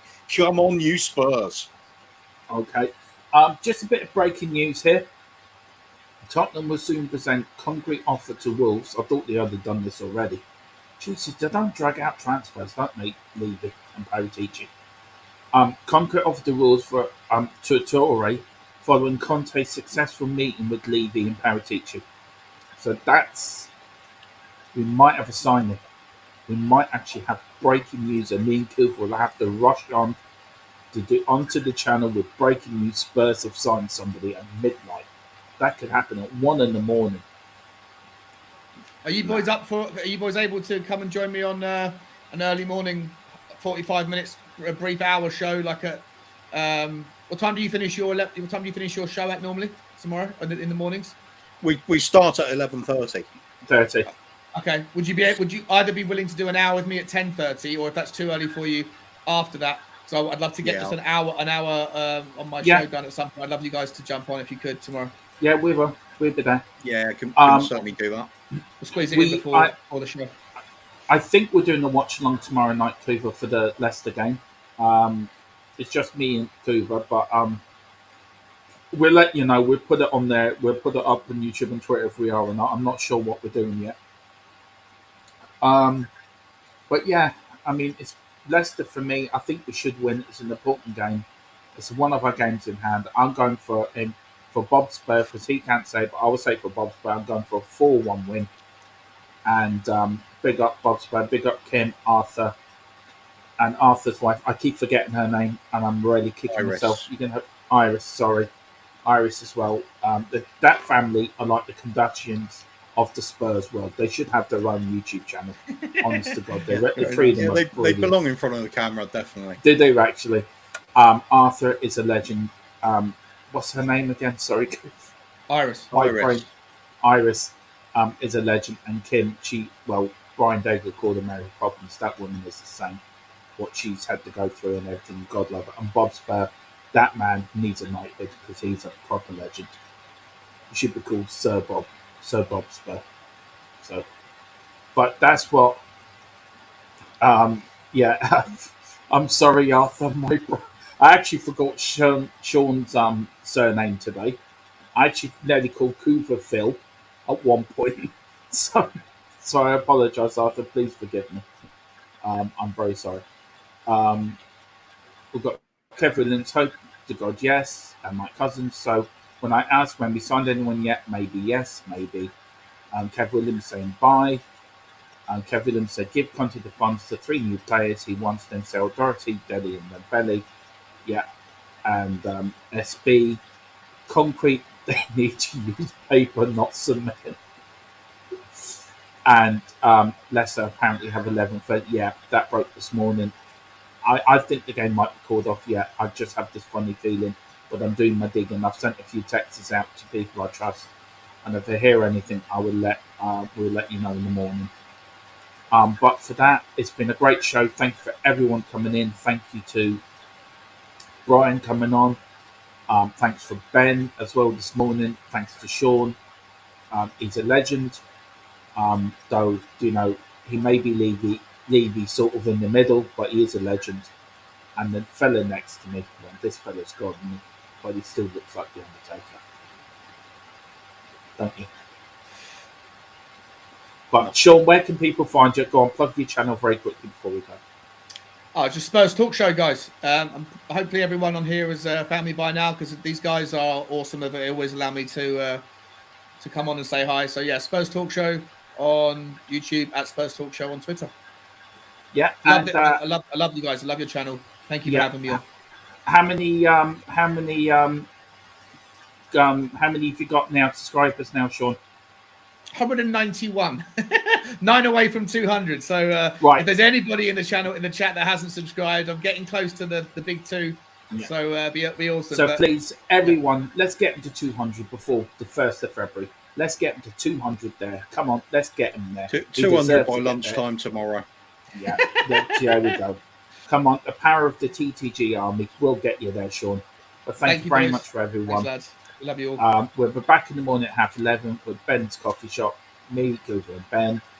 But from now, it's everything out. Coover, good night. Good night, Sean. Everyone says, come on, you Spurs. And remember, you'll never beat the English. You'll never beat the Irish.